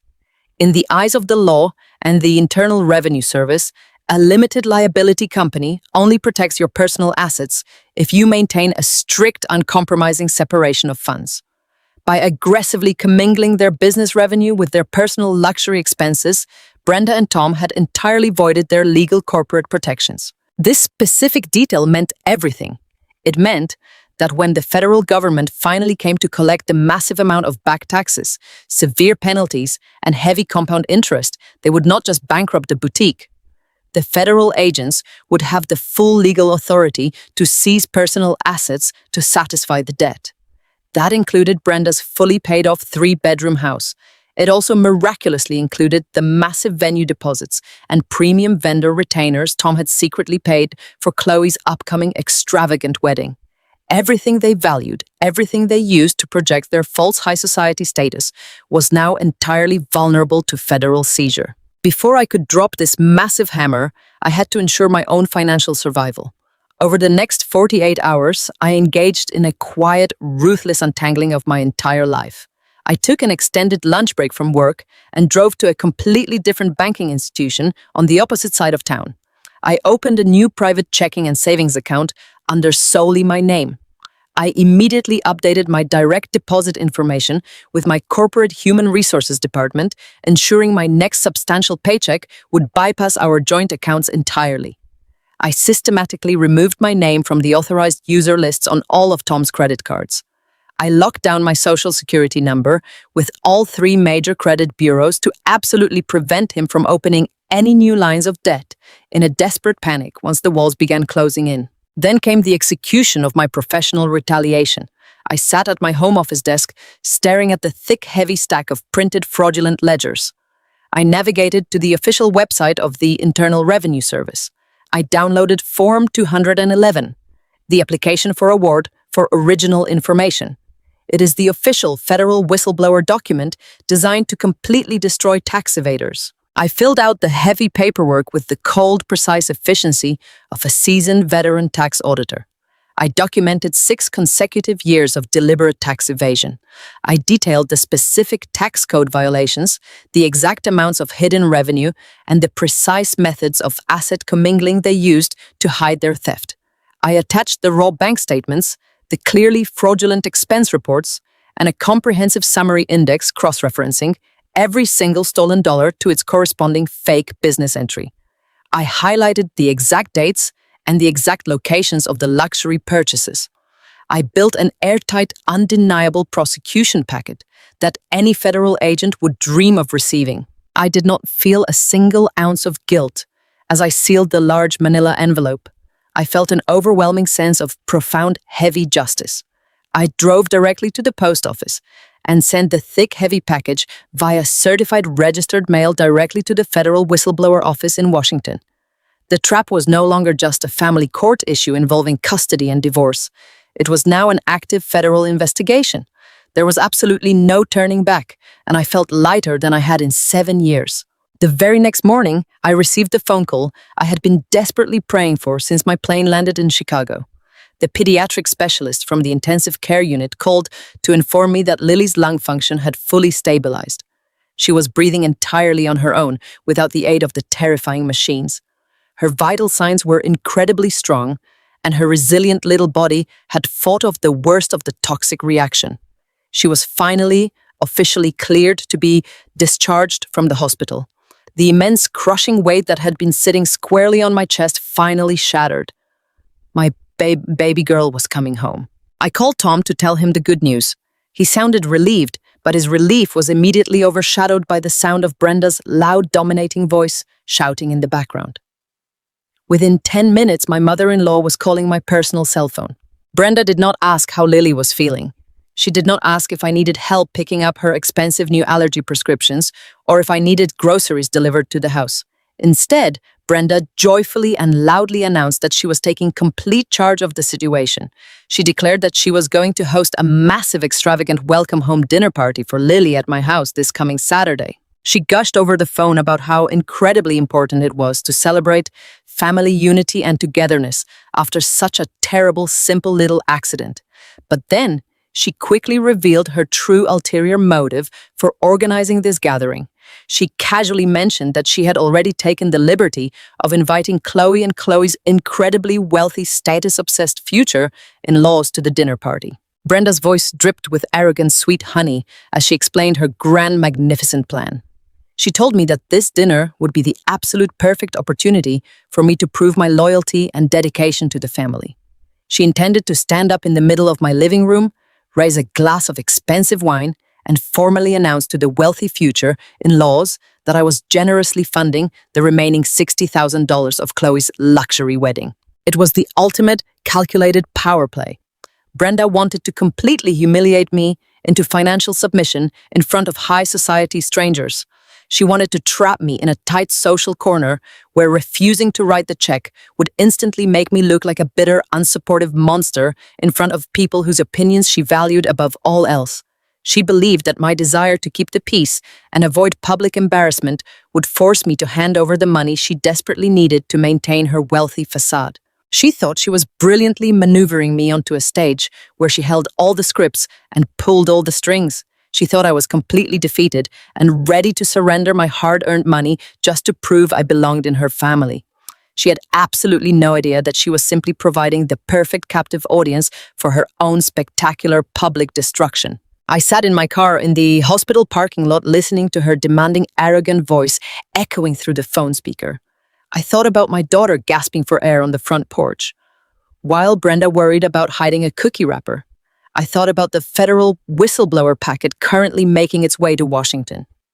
I thought about the emergency protective orders sitting securely in my heavy leather briefcase. I smoothed my voice into a tone of absolute cheerful compliance. I did not let a single ounce of my cold fury bleed into my words. I told Brenda that a massive family dinner party sounded like a truly wonderful idea.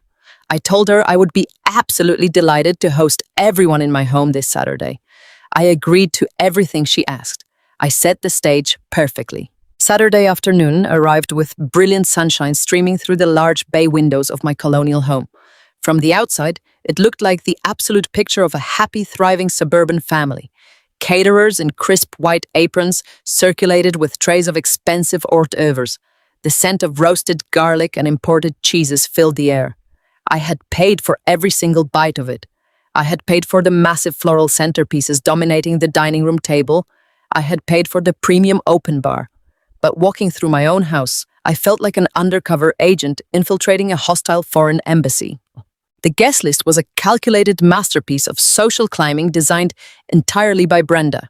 She had packed my living room with our extended relatives, her country club acquaintances, and the absolute crown jewels of the afternoon, Chloe's future in-laws. Richard and Catherine Winthrop were the kind of old money wealth that made Brenda salivate. They wore understated designer clothing, spoke in hushed, cultured tones, and clearly viewed this gathering as a tedious obligation. Brenda was practically vibrating with the desperate need to impress them. I stood near the edge of the kitchen island, nursing a glass of sparkling water and watching the performance. Brenda was holding court in the center of the formal living room, precisely positioned beneath the modern chandelier. She was wearing a tailored sapphire blue dress that I had purchased for her birthday 2 years ago. A small crowd, including the Winthrops, stood around her, completely captivated by her story. She was recounting the day Lily almost died. Listening to the woman who actively poisoned my daughter paint herself as a desperate heroic savior required a level of physical restraint I did not know I possessed. Brenda pressed a manicured hand to her chest, taking a dramatic, shaky breath. She told the wealthy in-laws about the horrifying moment at the fictional public park. She described, in agonizing, fabricated detail, how she supposedly spotted the hidden candy wrapper in the mulch. She spun a magnificent tale of her own quick thinking, claiming she was the one who instantly recognized the symptoms of anaphylaxis and dialed emergency services before anyone else even realized what was happening. Catherine Winthrop offered a sympathetic murmur, placing a comforting hand on Brenda's shoulder. She praised Brenda for being so vigilant. She called her a true guardian angel. Brenda lowered her eyes in a performance of modest humility, dabbing at the corner of her eye with a pristine cloth napkin. She said a grandmother simply does whatever it takes to protect her flock. I took a slow sip of my water. The absolute sheer audacity of her lie was staggering. She was standing in the exact same room where she had secretly unplugged my security camera. She was weaving this heroic fantasy less than 20 feet away from the very front porch where she had callously wiped peanut butter crumbs off my suffocating child's mouth. I looked down at Lily, who was sitting safely on the living room rug, playing quietly with her wooden building blocks. My beautiful, innocent girl was completely oblivious to the monster standing just a few feet away. I made a silent vow to my daughter right then and there. I promised her the monster would never cast a shadow over her life ever again. The crowd in the living room burst into a polite ripple of laughter at something Richard Winthrop said. I turned away from the sickening display, intending to check on the catering staff. Before I could take 3 steps, a heavy hand clamped down hard on my upper arm. I whipped my head around to find Tom. His face was flushed, and his jaw was set in a tight, anxious line. He pulled me forcefully away from the open archway and dragged me toward the back corner of the kitchen near the walk-in pantry, where the guests could not see us.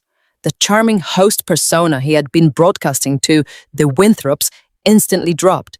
He leaned in close, his breath smelling sharply of expensive scotch. He demanded to know if I had the check ready. I stared at him. The man I had once vowed to spend my entire life with looked like a frantic, desperate stranger. He was sweating slightly through his tailored dress shirt, entirely consumed by the pressure of maintaining his family's grand illusion of wealth. He kept his voice at a harsh, urgent whisper. He told me that Chloe's future in-laws were already asking pointed questions about the venue deposits. He said Catherine Winthrop had made a passive-aggressive comment about the floral budget, and Brenda was starting to panic. Tom pointed a finger at my chest and explicitly commanded me to go to my home office, write the check for $60,000, and hand it directly to Brenda in front of the entire party. I did not flinch. I did not step back. I looked at the dark circles under his eyes and the frantic, desperate energy radiating from his posture. I calmly asked him why it had to be a public spectacle. Tom aggressively crossed his arms. He said it was about respect. He stated that I had humiliated his mother at the hospital with my crazy, paranoid accusations. He claimed that handing over the wedding funds in front of the Winthrops was the only acceptable way to prove my absolute loyalty to the family. He actually had the unbelievable goal to tell me that funding his sister's luxury wedding was the absolute least I could do after everything his mother had been through this past week. He thought he was being dominant. He thought he was putting me in my place. He had absolutely no idea that I already knew exactly why he needed that check so desperately. He needed my fresh capital to cover up the fact that he had already drained Lily's entire college savings account to pay the initial deposits. He needed my money to replace the stolen funds before the wedding planners started bouncing his fraudulent payments. I let out a long, slow breath. I smoothed my expression into a mask of total, perfect compliance. I told Tom he was absolutely right. I agreed that today was the perfect day for complete financial transparency. I reached down into the large leather tote bag I had placed on the kitchen counter earlier that morning. I pulled out a thick, heavy manila folder. It did not contain a $60,000 check. It contained the meticulously drafted emergency custody orders, the explosive divorce filings, the printed bank statements showing his embezzlement, and the confirmation receipt from the Internal Revenue Service whistleblower office. I slid the heavy manila folder across the smooth marble surface of the kitchen island. I stopped it exactly halfway between us. I kept my hand resting gently on top of it. I told my husband that the paperwork was entirely ready. I promised him that we were going to settle all of the family accounts today, right in front of the esteemed guests, just like he wanted. Tom let out a massive sigh of profound relief. The aggressive tension instantly completely melted out of his shoulders. He reached out and squeezed my arm again, this time with condescending affection. He told me I was finally acting like a real team player. He actually smiled a genuine, relaxed smile, completely blind to the guillotine, hanging directly over his neck. He told me to keep the folder right there. He said Brenda was about to make a toast, and that would be my perfect cue to step forward and present the gift. He turned around and practically skipped back into the living room to rejoin the wealthy in-laws, completely giddy with his perceived victory. I stood alone in the kitchen, my hand resting lightly on the manila folder. My heart beat with a steady, rhythmic drum of pure, cold justice. The gathering storm was finally reaching its absolute peak, and they were entirely unaware of the lightning about to strike. A loud, sharp, clinking sound echoed through the open concept floor plan. Brenda was standing by the grand stone fireplace, tapping a silver dessert spoon against her crystal wine glass. The low murmur of polite party conversation slowly faded away. The caterers stopped passing the trays of food and stepped back against the walls. The extended family, the country club friends, and the wealthy Winthrop family all turned their attention toward the center of the room. Brenda waited perfectly still, soaking in the absolute focus of the entire crowd. She lived for these moments of total captive attention. I picked up the heavy manila folder from the kitchen island. I walked slowly out of the kitchen and positioned myself right at the edge of the living room. I stood in the shadows near the hallway, observing the scene with the detached clinical focus of an auditor reviewing a final fraudulent ledger before sealing the prosecution file. Brenda smiled warmly at the assembled guests. She began her speech with a dramatic, sweeping gesture toward the large bay windows. She talked about the changing seasons and the profound, deep value of family bonds. Her voice trembled with perfectly practiced theatrical emotion. She then turned her gaze directly toward Lily, who was still playing quietly on the carpet. Brenda placed a hand over her heart, and her eyes welled up with completely fabricated tears. She told the crowd that this past week had been the most terrifying, agonizing trial their family had ever faced. She spoke about the absolute fragility of life. She claimed that staring death in the face at the public park had taught her the true meaning of fierce protective love. Several women in the crowd let out soft, sympathetic sighs. Catherine Winthrop nodded with genuine, respectful approval. Tom stood near the fireplace, beaming with absolute pride at his mother's magnificent performance. Chloe stood next to him, holding her wealthy fiancé's arm, looking incredibly smug and completely triumphant. Then Brenda turned her sharp, calculating eyes directly toward me. The entire room shifted their collective gaze, following her line of sight to where I stood quietly at the edge of the room. Brenda's tone shifted from tragic heroine to magnanimous, forgiving matriarch. It was a masterclass in passive-aggressive public humiliation. She spoke directly to me, but loud enough for every single person to hear. She told the crowd that extreme stress often makes people act out in terrible, unfortunate ways. She explicitly referenced my behavior at the hospital, claiming that my sheer panic had made me lash out with cruel, completely baseless accusations. She painted me as an unstable, hysterical woman who had desperately needed her steady, mature guidance to survive the crisis. Brenda took a slow, deliberate step toward the center of the room. She raised her wine glass slightly higher. She told the wealthy in-laws that despite my initial awful behavior, we had finally reached a place of beautiful harmony. She declared that I had finally learned the true value of respecting my elders and understanding my proper place within this family structure. She paused, letting the insulting, condescending words hang heavily in the quiet room. She looked at me with a tight, victorious smirk, demanding absolute submission. She told the crowd that I had prepared a very special, wonderful surprise for Chloe today. She explicitly commanded me to step forward and present the generous gift that would officially cement my dedication to their family. Tom nodded at me frantically from across the room, making a subtle, urging gesture with his hand. He was silently demanding that I walk forward, open the folder, and hand his mother the massive financial bailout she so desperately craved. I looked around the crowded living room. I looked at the elegant designer clothes, the sparkling crystal glasses, the expensive floral arrangements, and the absolute arrogant certainty radiating from my mother-in-law's face. They had built an entire empire of lies on my back. They had stolen my money, drained my daughter's future, and nearly killed my only child to satisfy their own toxic, selfish egos. And now they wanted me to publicly thank them for the privilege of being abused. I did not step forward with a check. I did not bow my head in submissive compliance. I tightened my grip on the heavy manila folder, and I reached into the deep pocket of my tailored blazer. My fingers closed around the small, sleek black plastic of the television remote control. I had meticulously paired it to the massive 75-inch smart television mounted directly above the stone fireplace, right behind Brenda's head. The storm had finally finished gathering. The air in the room was thick, heavy, and absolutely suffocating. It was time to let the rain fall. I pulled the remote control out of my pocket. I looked Brenda directly in her smug, calculating eyes. I gave her the exact same warm, dead smile I had given her son in the hospital stairwell, and I prepared to shatter her entire world into a million unrecoverable pieces. I stepped out of the shadows of the hallway and walked directly into the center of my formal living room. The heavy manila folder was tucked securely under my left arm, pressing firmly against my ribs. I did not rush my movements.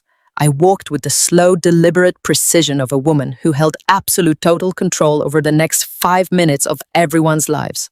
The room grew completely silent as I took my place next to the grand stone fireplace, standing right beside Brenda. My mother-in-law turned to me with a beaming, perfectly manufactured smile, waiting eagerly for me to hand over her ultimate prize. I looked around the crowded space, taking a moment to make eye contact with the key players in this elaborate suburban theater. I looked at Catherine and Richard Winthrop, who were watching me with polite expectation, their posture stiff and wealthy. I looked at my sister-in-law Chloe, who was practically holding her breath in eager anticipation of a massive financial windfall. Finally, I looked at Tom. My husband was nodding encouragingly from across the room, his eyes wide with desperate, greedy relief. He assumed I was fully broken and ready to submit to his family's extortion. I turned my attention back to the gathered guests, and I began to speak. I kept my voice incredibly calm, projecting a warm, steady tone that easily reached the back of the room without needing to shout. I told everyone that Brenda was absolutely right. I agreed that this past week had fundamentally changed my perspective on everything. I stated clearly that near-fatal emergencies have a unique way of stripping away all of our foolish illusions, forcing us to confront the absolute undeniable truth about the people we claim to love. I said that facing the profound, terrifying fragility of my daughter's life had taught me that honesty, accountability, and complete transparency were the only things that truly mattered in this world. Brenda placed a manicured hand over her heart, looking incredibly touched by my words. She actually had the stunning audacity to wipe a fake tear from her cheek, nodding along as if she were a wise sage who had successfully mentored a difficult pupil. Tom smiled so widely I thought his face might actually split. He shifted his weight excitedly, completely eager for his sister's wealthy future-in-laws to witness my grand unconditional surrender. I told the crowd that in the spirit of that complete total transparency, I had prepared a very special presentation. I reached into the pocket of my tailored blazer and pulled out the small, sleek black television remote. Brenda stepped back slightly, offering me the floor with a gracious, sweeping gesture of her arm. She assumed I was about to play a heartwarming, sentimental slideshow of Lily's miraculous hospital recovery before handing over the $60,000 check for Chloe's luxury wedding. I raised the remote control and pointed it directly at the massive 75-inch smart television mounted securely into the stonework above the fireplace. I pressed the input button. The large black screen flickered to life, instantly casting a bright stark glow across the faces of my extended family and the esteemed guests. But the screen did not display a slideshow of baby pictures. It did not show a touching montage of a family coming together to heal. The screen illuminated with the crystal clear, high-definition footage from my hidden front porch security camera. The date and the exact timestamp glowed vividly in the bottom right corner of the video player, establishing the absolute unquestionable timeline of the afternoon my daughter was thrown into a fight for her life. The high-fidelity surround sound audio system I had installed in the living room kicked on. The sound of birds chirping and the gentle scrape of sidewalk chalk against concrete echoed loudly through the silent house. Everyone in the room watched curiously as a digital version of my innocent 4-year-old girl sat on the porch steps, drawing a crooked rainbow in her yellow sundress. Then the digital version of Brenda walked right into the frame carrying her iced tea and her designer handbag. The living room was so quiet you could hear a pin drop. Nobody understood what they were looking at yet. They just watched as Brenda sat down in the wicker patio chair on the screen and pulled out her smartphone. Then the audio captured the exact moment Brenda dialed Chloe. The entire dinner party listened in growing confusion as Chloe's voice complained loudly through the television speakers about her expensive floral budget and her overbearing future-in-laws. I watched Catherine Winthrop's brow furrow in polite perplexity, hearing herself being mocked through the audio feed. But that minor social confusion rapidly transformed into absolute unadulterated horror. The speakers broadcast Brenda's arrogant, cruel voice discussing my parenting. The guests heard my mother-in-law declare that she was stuck babysitting because of my selfish corporate business trip. They heard her call my daughter's lethal medical condition a ridiculous, trendy cry for attention. I saw Catherine Winthrop physically recoil, taking a sharp step backward away from Brenda. Chloe's wealthy fiancé dropped his hand from Chloe's waist, his jaw going completely slack. The air in the room suddenly grew incredibly dense. Then the video showed Brenda pulling the white bakery bag from her purse. The entire room watched as she broke off a massive chunk of a peanut butter cookie. The guests heard my sweet, cautious child ask if the treat was safe. They heard Lily say that mommy always checks the ingredients. A collective shocked gasp ripped through the living room as Brenda lied directly to a 4-year-old child, calling it a special safe grandma cookie. The crowd watched Lily trust her own grandmother and put the poison directly into her mouth. What followed on that massive screen was a brutal, uncensored documentation of pure intentional child abuse. The guests watched in frozen, paralyzed silence as Lily dropped her chalk and began clawing desperately at her own throat. The horrible, ragged sound of my daughter wheezing for air echoed through the high-definition speakers. I saw several of my aunts cover their mouths in absolute terror. Richard Winthrop turned pale, his eyes wide with profound disgust. And the entire time, the real Brenda stood right next to the fireplace, completely frozen in absolute terror, watching her own monstrous crime broadcast in vivid detail. She was trapped in front of the very people she had desperately tried to impress. She watched herself drop her iced tea. She watched herself hang up the phone. The crowd witnessed her drop to her knees, not to help a suffocating toddler, but to violently scrub the evidence off my dying child's face with a wet wipe. They watched her hide the bakery bag inside her purse, while Lily thrashed on the porch floor, gasping for oxygen. The horror in the room was palpable, heavy enough to crush bone. Several people started murmuring in sickened disbelief. Someone in the back actually started crying. But I was not finished. The timeline on the screen moved forward. 5 agonizing minutes passed on the video before Brenda finally pulled out her phone again. The living room audience heard the phone ring. They heard a man answer. And then they heard Tom's voice echoing loudly from the television speakers. The collective realization hit the crowd instantly. This was not just a negligent, terrible accident. It was a fully orchestrated criminal conspiracy. Brenda's frantic, panicked whisper filled the room as she confessed to her son that she gave Lily the peanut cookie and that the child was no longer breathing. The guests waited for Tom to scream for an ambulance. Instead, they heard my husband deliver his cold, calculated commands. They heard Tom instruct his mother to hide the wrapper and carry the dying child to the public park down the street. They heard him explicitly engineer the cover-up to protect his mother from legal consequences, while his own flesh and blood suffocated on the concrete. The ultimate betrayal was now entirely public. I did not just expose a simple lie. I stripped away every single layer of their false, respectable facade and revealed the rotting, toxic core underneath. I made sure that every person in their social circle witnessed exactly who they truly were.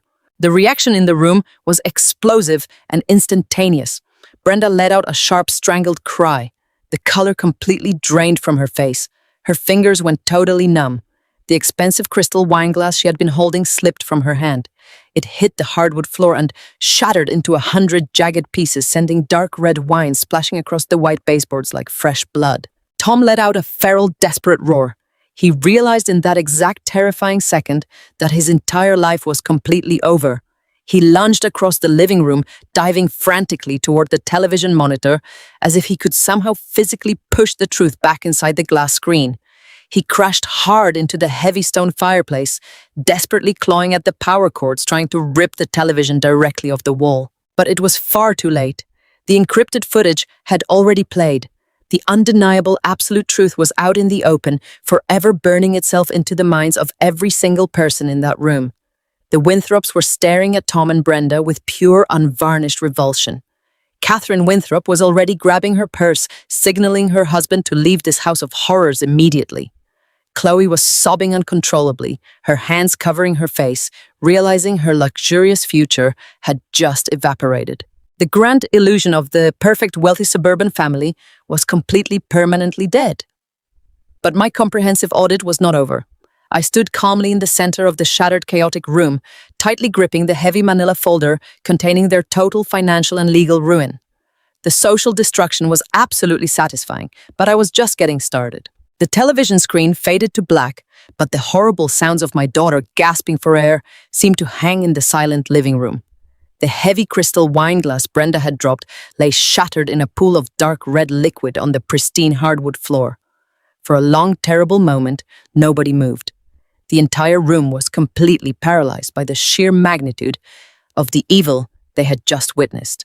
Then the survival instincts of a cornered coward finally kicked in. Tom pushed himself off the stone fireplace.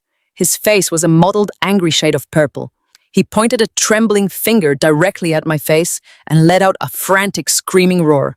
He shouted that I was completely insane. He yelled to the crowded room that the video was a malicious fabrication created by a mentally unstable woman. He screamed that I had always hated his mother and that I was using my computer skills to digitally frame her for an accident. He looked desperately at the wealthy future-in-laws, begging them not to believe a single thing they just saw. Brenda instantly caught his cue. She threw her hands in the air and let out a loud theatrical sob. She turned her tear-streaked face toward Catherine Winthrop, desperately grabbing the older woman's arm. Brenda cried out that the video was taken completely out of context. She swore she was just wiping sidewalk chalk off Lily's mouth. She claimed the audio had been heavily edited to make her sound cruel when she was actually in a state of absolute blinding panic. She begged everyone to understand that I was a jealous, vindictive daughter-in-law trying to destroy a loving family out of pure spite. I did not raise my voice. I did not flinch. I stood calmly by the kitchen island, watching them flail like drowning rats in a sinking ship. In my professional life, I have sat across the table from dozens of wealthy, powerful men who screamed and pounded their fists when I uncovered their corporate fraud. You never interrupt a liar when they are actively destroying their own credibility. You just let them scream until they run out of oxygen. When Tom finally paused to take a ragged breath, I spoke. My voice was low even, and coated in absolute ice. I told him that screaming would not change the digital metadata. I told the room that the original uncompressed video files had already been verified by a private forensic security firm. I stated clearly that there was absolutely no context in the universe that justifies standing over a suffocating 4-year-old child for 7 minutes without calling an ambulance. Tom took a threatening step toward me. He demanded that I pack my bags and get out of his house immediately. He told me I was dead to him and that he was taking full custody of Lily because I was clearly a dangerous, delusional sociopath. I did not step back. I placed my hand firmly on the heavy manila folder resting on the kitchen counter. I opened the cover. The crisp sound of heavy legal paper rustling in the quiet room sounded like a shotgun clicking into place.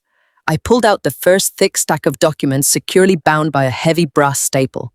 I held it out toward my husband. I told Tom that he did not have the authority to throw anyone out of anywhere.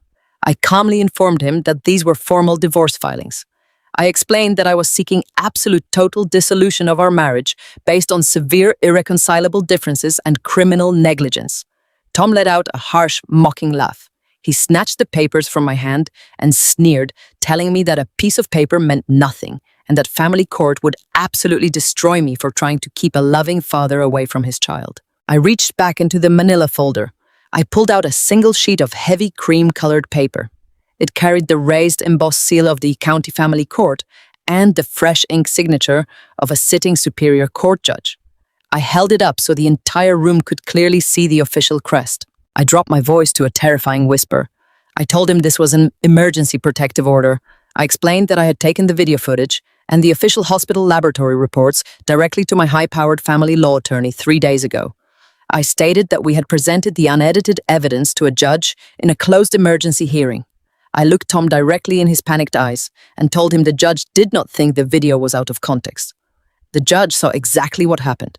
I read the terms of the order aloud for the entire room to hear. I explained that effectively, immediately, Tom was completely stripped of all physical and legal custody rights to our daughter. I told him he was legally barred from coming within 500 feet of Lily, my home, or my place of employment. I used the cold clinical legal terms, letting the weight of the justice system crush his arrogant spirit. I informed him that the court had officially designated him as a direct accessory to severe medical child endangerment due to his recorded instructions to hide the evidence and tamper with a crime scene. Tom dropped the divorce papers onto the floor. The mocking sneer completely vanished from his face, replaced by sheer unadulterated terror. He began to stammer, shaking his head back and forth, whispering that I could not do this to him. He said I could not take his daughter away. I told him I did not take her away. I told him he threw her away the second he told his mother to dump her choking body at a public park to save her social reputation. Before Tom could formulate another pathetic excuse, Chloe stepped forward. My sister-in-law looked incredibly annoyed by the entire situation. She crossed her arms and haughtily declared that this was a ridiculous private marital dispute that should not be ruining her special day. Chloe demanded that I just write the $60,000 check for her wedding venue so she and her wealthy future-in-laws could leave this toxic environment and salvage their afternoon. She actually rolled her eyes and said I owed her the money for ruining the welcome home dinner with my petty dramatic stunts. I slowly turned my head and locked eyes with Chloe. I felt a cold, sharp smile pull at the corners of my mouth. I asked her exactly how she thought her lavish wedding was being funded up to this point. Chloe looked confused and proudly stated that her generous, wonderful brother had been paying the premium vendors for months. I reached into my master folder one more time. I pulled out a thick stack of printed banking ledgers highlighted in bright yellow ink. I tossed them onto the kitchen island so they scattered across the smooth marble surface. I told Chloe to look very closely at the routing numbers. I projected my voice so the wealthy Winthrop family could hear every single word. I explained that Tom had not contributed a single honest dollar to her luxurious bridal fantasy. I revealed that for the past 3 years, Tom had been systematically breaking into Lily's dedicated college savings account. I stated clearly that my husband had embezzled nearly $40,000 from his own infant daughter.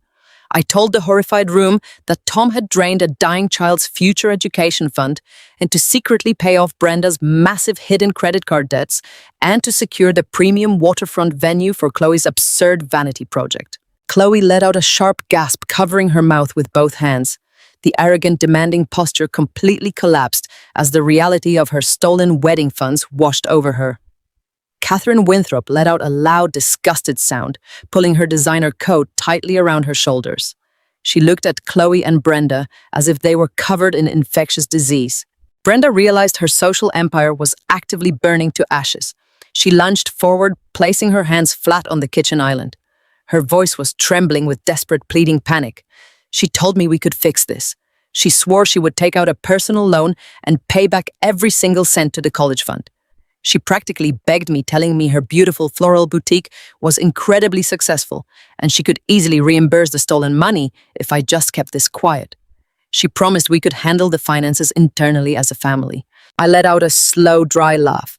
I told Brenda she did not have a successful business. I told her she had a massive, highly illegal tax fraud operation. I pulled out the final, most devastating document from my legal dossier. It was a formal certified copy of Internal Revenue Service, Form 211, the official federal whistleblower application.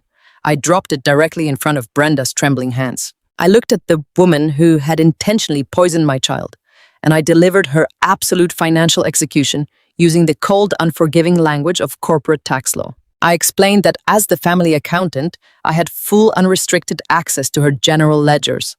I told her I had spent the last 48 hours conducting a ruthless forensic audit of her boutique. I stated that I had found 6 consecutive years of deliberate massive tax evasion. I told her I had fully documented how she and Tom completely fabricated business expenses, writing off luxury Mediterranean cruises, designer clothing, and premium golf club memberships as corporate marketing costs. Brenda's jaw fell open. She tried to speak, but only a weak croaking sound came out. I leaned across the marble island and lowered my voice, delivering the final fatal blow. I told Brenda that her most catastrophic mistake was completely ignoring the fundamental rules of corporate structure. I explained that by aggressively commingling her boutique revenue with her personal luxury expenses, she and Tom had legally pierced the corporate veil. I used the exact legal terminology, making sure she understood that her limited liability company offered her absolutely zero legal protection from federal prosecution. I told her that the federal whistleblower packet had already been sent via certified mail to Washington. I explained that the Internal Revenue Service does not negotiate with tax evaders.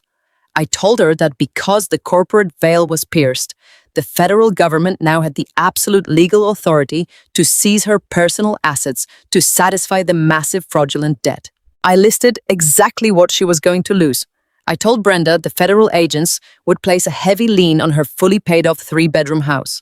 I told her they would freeze her personal checking accounts. And I turned to a sobbing, broken Chloe and explained that the government would also aggressively seize all the massive venue deposits and premium vendor retainers Tom had fraudulently paid on her behalf. The wedding was officially dead. The house was gone. The business was destroyed. The money was completely frozen. I stood tall in my own kitchen, looking at the absolute devastation I had expertly engineered. I explained to my former family that they had made a terrible miscalculation. They had assumed I was just a quiet, weak bank account they could exploit without consequence. They had assumed my silence meant I was stupid. But they had forgotten that I'm a corporate tax auditor. I told them that when you play terrible games with a woman who controls the ledger, you do not just lose your money, you lose your entire future. Brenda fell to her knees on the hardwood floor, weeping with true, absolute terror. Tom stood frozen against the stone fireplace, staring blankly at the destruction of his entire life. The wealthy guests were completely silent, watching the absolute ruin of a family that had built their entire identity on toxic lies and stolen money. The room smelled of spilled wine and pure panic. I had dismantled their lives layer by agonizing layer, using nothing but the undeniable truth and cold heavy weight of the law. I had won. The atmosphere in my formal living room had transformed into a suffocating vacuum. Every single molecule of oxygen seemed to have been violently sucked out of the space, the absolute second I finished detailing the catastrophic federal destruction of their finances. The silence that followed was incredibly heavy, pressing down on the remaining guests like physical weights. Nobody dared to take a breath. The only sound was the soft, continuous weeping of my mother-in-law, kneeling on the hardwood floor surrounded by the shattered remains of her crystal wine glass. Richard Winthrop was a man who had spent his entire formidable career navigating elite corporate boardrooms and high society charity galas. He possessed the unique refined ability to recognize a sinking ship the instant he saw one taking on water. He slowly turned away from the fireplace and buttoned his meticulously tailored suit jacket with deliberate cold precision. He did not look angry. He looked profoundly, deeply disgusted, as if he had just stepped in something vile on the sidewalk. He turned his piercing gaze toward Tom and Brenda. He spoke in a voice that was absolutely frigid, commanding the silent room with effortless aristocratic authority. He stated unequivocally that his family had spent generations building a reputable name completely synonymous with integrity and honor. He told Brenda that they would never under any conceivable circumstances associate themselves with individuals capable of such horrific intentional cruelty toward an innocent child, let alone federal tax fraud. Chloe let out a desperate, terrified shriek. She lunged forward frantically, grabbing her wealthy fiancé by the arm. She begged him to say something to fix the situation. She cried that the wedding was already meticulously planned, that the custom invitations were already printed, and that she loved him. Her fiancé did not offer a single word of comfort. He simply reached down and forcefully detached her trembling fingers from his expensive jacket sleeve. He looked at Chloe with a mixture of pure pity and absolute revulsion. He told her clearly and loudly that the wedding was entirely permanently cancelled. He stated that he could never marry into a family that possessed such a toxic, rotting core. He turned his back on her, leaving her sobbing uncontrollably on my expensive Persian rug. Catherine Winthrop did not even bother offering a polite parting pleasantry. She pulled her designer coat tightly around her shoulders, lifted her chin, and marched toward the exit. The entire wealthy Winthrop family walked in a tight, unified formation straight out the front door. The heavy mahogany door clicked shut behind them, echoing like a final definitive gavel strike, signaling the absolute end of Chloe's luxurious dreams. The rest of the extended relatives immediately began to scatter like cockroaches, exposed to a sudden bright light. Aunts and uncles who had happily eaten my catered food and drank my premium wine just minutes prior suddenly found urgent excuses to rush toward the coat closet. Nobody wanted to be caught in the explosive blast radius of Brenda's completely collapsing social empire. They practically ran out of the house, desperate to distance themselves from the monstrous truth they had just witnessed on my television screen. As the last few cowardly relatives scurried out into the fading afternoon sunlight, a new sudden illumination pierced the large bay windows of my living room. It started as a faint rhythmic warning pulse reflecting off the expensive glass panes. Then it grew rapidly brighter, washing the entire formal living room in intense alternating flashes of harsh, stark red and blinding, brilliant blue. The vibrant police lights danced violently across Brenda's pale, horrified face and painted my white walls with the undeniable approaching reality of absolute justice. Tom stumbled backward, his shoulders hitting the heavy wooden window frame. He stared through the glass at the marked police cruisers, abruptly parking directly on my manicured front lawn. He turned to me, his voice completely cracking in raw, unadulterated terror. He frantically asked me what I had done. I looked at the man I was about to permanently erase from my life with complete, total serenity. I did not raise my voice. I spoke with the calm, measured authority of a woman who had successfully executed a flawless, absolute victory. I explained to my husband that I did not just stop at securing a family court protective order and filing an Internal Revenue Service whistleblower complaint. I told him that an emergency custody mandate was merely a civil piece of paper designed to manage physical boundaries. It was not a criminal conviction. I informed Tom that exactly 2 days prior, I had walked directly into the local police precinct. I told him I had sat in a small concrete interrogation room with a senior detective from the Special Victims Unit.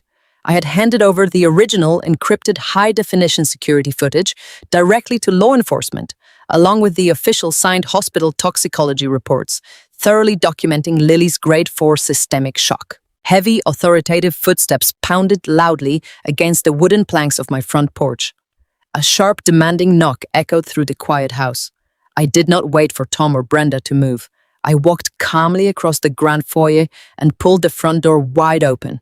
3 fully uniformed police officers and 1 plainclothes senior detective stood firmly on the threshold.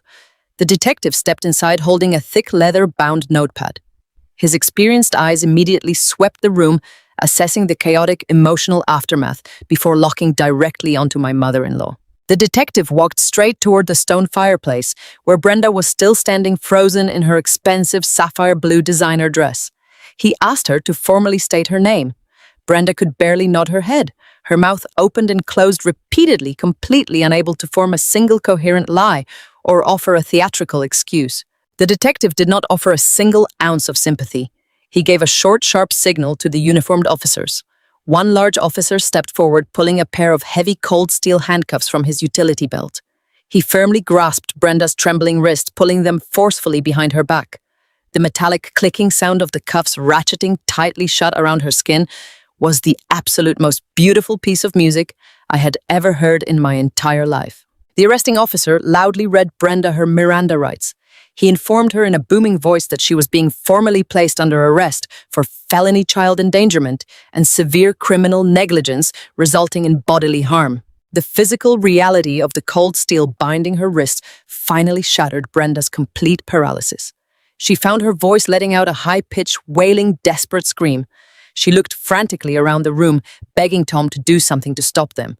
She cried out that she was a highly respectable woman, a pillar of the local community, and that she absolutely could not go to a dirty jail cell.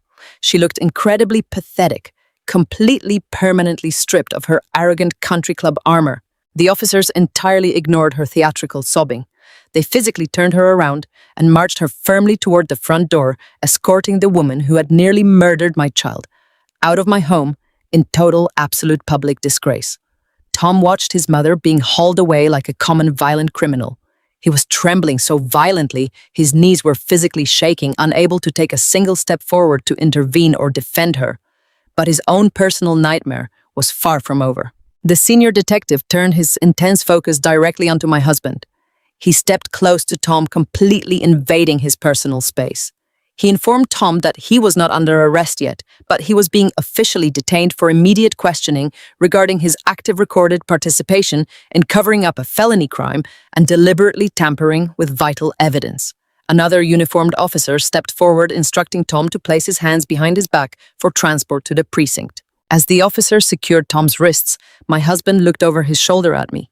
He had thick, hot tears streaming rapidly down his face, completely shattered by the devastating reality of his own cowardly actions. He whispered my name one final time, a pathetic, desperate, completely useless plea for mercy from a woman who had none left to give. I simply looked back at him, my expression completely devoid of any pity, sorrow, or regret. I told him he should have protected his innocent daughter instead of his toxic mother. I told him he had made his choice on that front porch, and now he was going to live with the severe, brutal consequences of that choice for the rest of his natural life. I stood in the open doorway and watched as the police officers escorted my husband and my mother-in-law down the front walkway. The bright flashing lights illuminated the entire neighborhood. Several of my neighbors were standing out on their front lawns watching the spectacular, dramatic event unfold in stunned, absolute silence. The total, comprehensive destruction of Brenda's precious fake social reputation was finally permanently complete. Everyone now knew exactly what kind of monsters lived behind their charming smiles. I slowly pushed the heavy front door closed, firmly shutting out the chaotic, noisy world outside. The flashing red and blue lights vanished, leaving my home bathed in the warm, soft glow of the afternoon sun. The house was finally completely, entirely quiet. The parasitic, toxic presence that had infected my life for 7 years had been surgically, cleanly removed. I turned and walked back into the living room. My sweet, beautiful, healthy Lily was still sitting on the soft carpet. She was happily stacking her wooden blocks, completely, entirely undisturbed by the adult destruction that had just occurred around her. She looked up at me with bright, clear eyes, offering me a huge, innocent smile. I walked over and knelt down beside her, wrapping my arms tightly around her small, incredibly resilient body. I buried my face in her soft hair, breathing in the sweet, clean scent of my living, breathing, wonderful child. I held her close, feeling a profound, overwhelming sense of absolute peace and ultimate fierce protection. The monsters were entirely gone. They would be locked in cages, facing the brutal reality of the criminal justice system and the unforgiving audit of federal tax investigators. They would never, ever cast a dark shadow over our beautiful lives again. I had taken control of the ledger, I had balanced the accounts, I had ensured that the people who tried to destroy my daughter paid the ultimate, highest possible price. Thank you so much for staying with me until the very end of this journey. If this story resonated with you, and if you have ever had to fight fiercely to protect yourself or your children from toxic, manipulative people who hide behind the mask of family, please take a moment to like this video and subscribe to the channel. Setting firm, unforgiving boundaries is never easy, but it is absolutely necessary for your own survival. Please leave a comment below telling me what city or country you are watching from right now and what time it is there.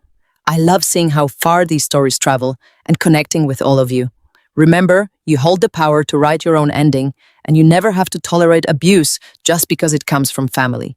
Take care of yourselves, and I will see you in the next story. 6 months have passed since the flashing red and blue police lights illuminated my front lawn and painted the final devastating stroke across my mother-in-law's carefully constructed world. Today, I am sitting in my sunlit kitchen holding a warm ceramic mug of rich dark roast coffee. The house is completely quiet, save for the joyful musical sound of Lily singing to her stuffed animals in the adjacent living room. She is perfectly healthy. Her cheeks are rosy, and her laughter is a constant bright presence in our home. I take a slow, deep breath of the clean morning air and marvel at the profound absolute stillness of my environment. There is no more walking on eggshells. There is no more listening to the heavy thud of arrogant footsteps echoing down my hallway. The suffocating toxic fog that poisoned my household for 7 years has been entirely permanently lifted. The wrap-up of the legal and financial devastation was swifter and far more satisfying than I could have ever dreamed. The absolute beauty of a meticulous paper trail is that it leaves absolutely zero room for emotional manipulation or theatrical gaslighting. When the undeniable facts are laid bare on a prosecutor's desk or an auditor's spreadsheet, the loud, desperate screams of guilty people mean absolutely nothing. Brenda's entire existence imploded with a spectacular, catastrophic velocity. The local criminal court system did not care about her precious social standing or her expensive sapphire blue dresses. They only cared about the high-definition video footage showing a grown woman intentionally feeding a lethal allergen to a 4-year-old child and then actively trying to cover up the resulting medical emergency.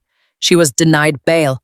She sat in a cold, sterile county jail cell for weeks while her public defender frantically tried to negotiate a plea deal. But there was no deal to be made. The prosecution took one look at the evidence and pushed for the maximum allowable penalty. Brenda is currently serving a multi-year prison sentence for felony child endangerment. The woman who once held court in my formal living room demanding financial tribute and absolute submission is now wearing an orange canvas jumpsuit, taking orders from prison guards. But the criminal conviction was merely the opening act of her destruction. The Internal Revenue Service moved with the terrifying, ruthless efficiency of a hungry apex predator. They received my highly documented whistleblower packet and immediately froze every single financial asset attached to Brenda's name and her business. The boutique she loved to flaunt was raided by federal tax agents in dark suits who carried out boxes of physical ledgers and completely seized her digital hard drives. Because I had proven beyond any shadow of a doubt that Brenda and Tom had deliberately and aggressively pierced the corporate veil by using business accounts to fund personal luxury purchases, her limited liability protections were entirely voided. The federal government auctioned off the floral boutique to the highest bidder to cover a fraction of the massive fraudulent back taxes. But the business revenue was not enough to satisfy the debt. The agents placed a massive federal lien on her precious 3-bedroom home. The house was seized and sold at a public foreclosure auction. I heard from a former neighbor that the entire street stood on their lawns and watched as the bank completely emptied Brenda's property, carrying away the expensive furniture, the imported rugs, and the fine crystal she valued far above human life. She was left with absolutely nothing. Total, comprehensive financial and social ruin. She will spend the rest of her life in a prison cell, completely forgotten by the high society friends who abandoned her the exact second the handcuffs clicked around her wrists. Tom's descent into ruin was equally pathetic and entirely self-inflicted. Evelyn Hayes, my brilliant and ruthless family law attorney, absolutely decimated him in divorce court. Tom tried to fight the emergency protective orders. He tried to stand in front of a family court judge and weave a ridiculous fabricated narrative about a simple misunderstanding. But Evelyn simply pressed play on the audio recording of Tom, instructing his mother to dump his dying daughter at a public park to protect their reputation. The judge was so profoundly disgusted that he did not even let Tom's attorney finish their opening statement. Tom was entirely stripped of all physical and legal custody rights. He was granted nothing but heavily restricted supervised visitation. He is only permitted to see Lily for exactly 4 hours a month inside a sterile, bleak government building, while a court-appointed monitor sits in the corner taking detailed psychological notes on his every single movement. He has no say in her medical care. He has no say in her education. He has no power over our lives. The financial restitution completely broke his spirit. The court ordered him to repay every single stolen dollar from Lily's college savings account. His wages are currently being aggressively garnished, leaving him with barely enough money to survive. He went from living in my spacious, comfortable colonial home and driving an expensive luxury sedan to renting a tiny rundown studio apartment in a terrible industrial neighborhood. He has no credit. He has no savings. He has no wealthy mother to bail him out of his terrible choices. He works incredibly long, miserable hours just to hand the majority of his paycheck directly over to the family he tried to betray. He traded his beautiful daughter and a devoted wife for a mother who belongs in a federal penitentiary. It is a bleak, lonely existence that he entirely earned. And then there is Chloe.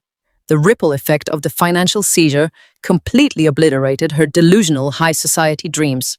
When the Internal Revenue Service froze the corporate accounts, they immediately clawed back the massive venue deposits and the premium vendor retainers Tom had fraudulently paid using stolen funds. Her extravagant $60,000 wedding was entirely cancelled overnight. The wealthy status-obsessed Winthrop family did not just walk away from the engagement. They actively utilized their immense social connections to ensure Chloe was permanently blacklisted from every respectable country club and social circle in the entire city. Catherine Winthrop made it her personal mission to broadcast the story of the toxic criminal family her son had narrowly escaped. Chloe lost her wealthy fiancé, she lost her luxurious future, and she lost her entire social identity. The stolen money completely dried up, forcing her to abandon her life of leisure and take a grueling minimum-wage retail job just to afford a basic apartment. The golden child was finally forced to join the harsh reality of the real world, completely unequipped and utterly alone. I sit in my kitchen looking out at the beautiful green grass of my backyard, and I reflect on the incredible, grueling journey of the past 6 months. The most profound lesson I have learned is the true fundamental nature of power.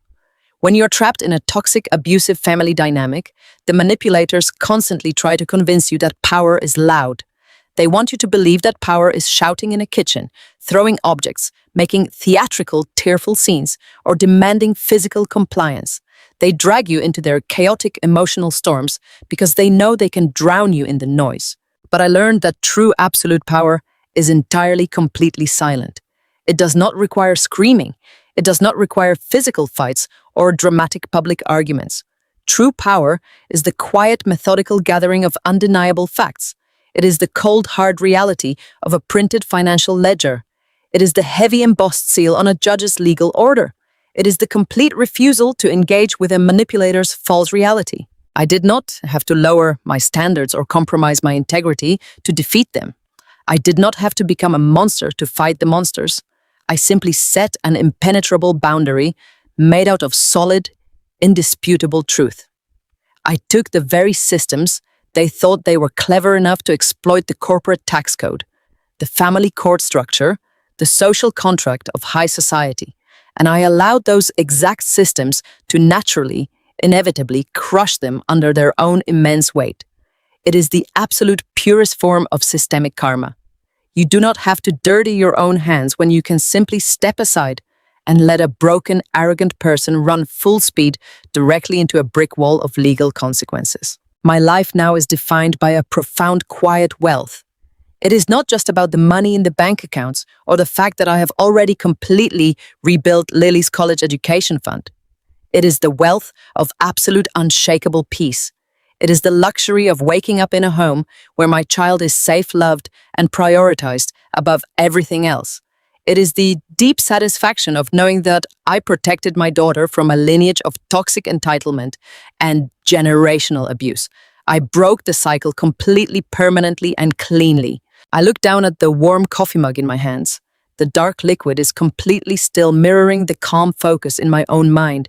I am no longer a woman shrinking myself to fit into a mold created by selfish, greedy people. I am an architect of my own destiny, an auditor who balanced the ultimate ledger of justice. I stood directly in the center of a gathering storm, and I did not let the rain wash me away. I let it cleanse my entire life of the parasites who tried to bleed me dry. If you have ever had to stop shrinking yourself to make toxic family members comfortable, you know that setting boundaries isn't revenge, it's survival. Have you ever caught a manipulative person in a lie using their own hubris against them? Drop your story in the comments. Let me know where you are watching from and what time it is there. If you enjoyed watching Justice Get Served today, please hit that like button and subscribe for more stories about ordinary people finding their power. Until next time, protect your peace.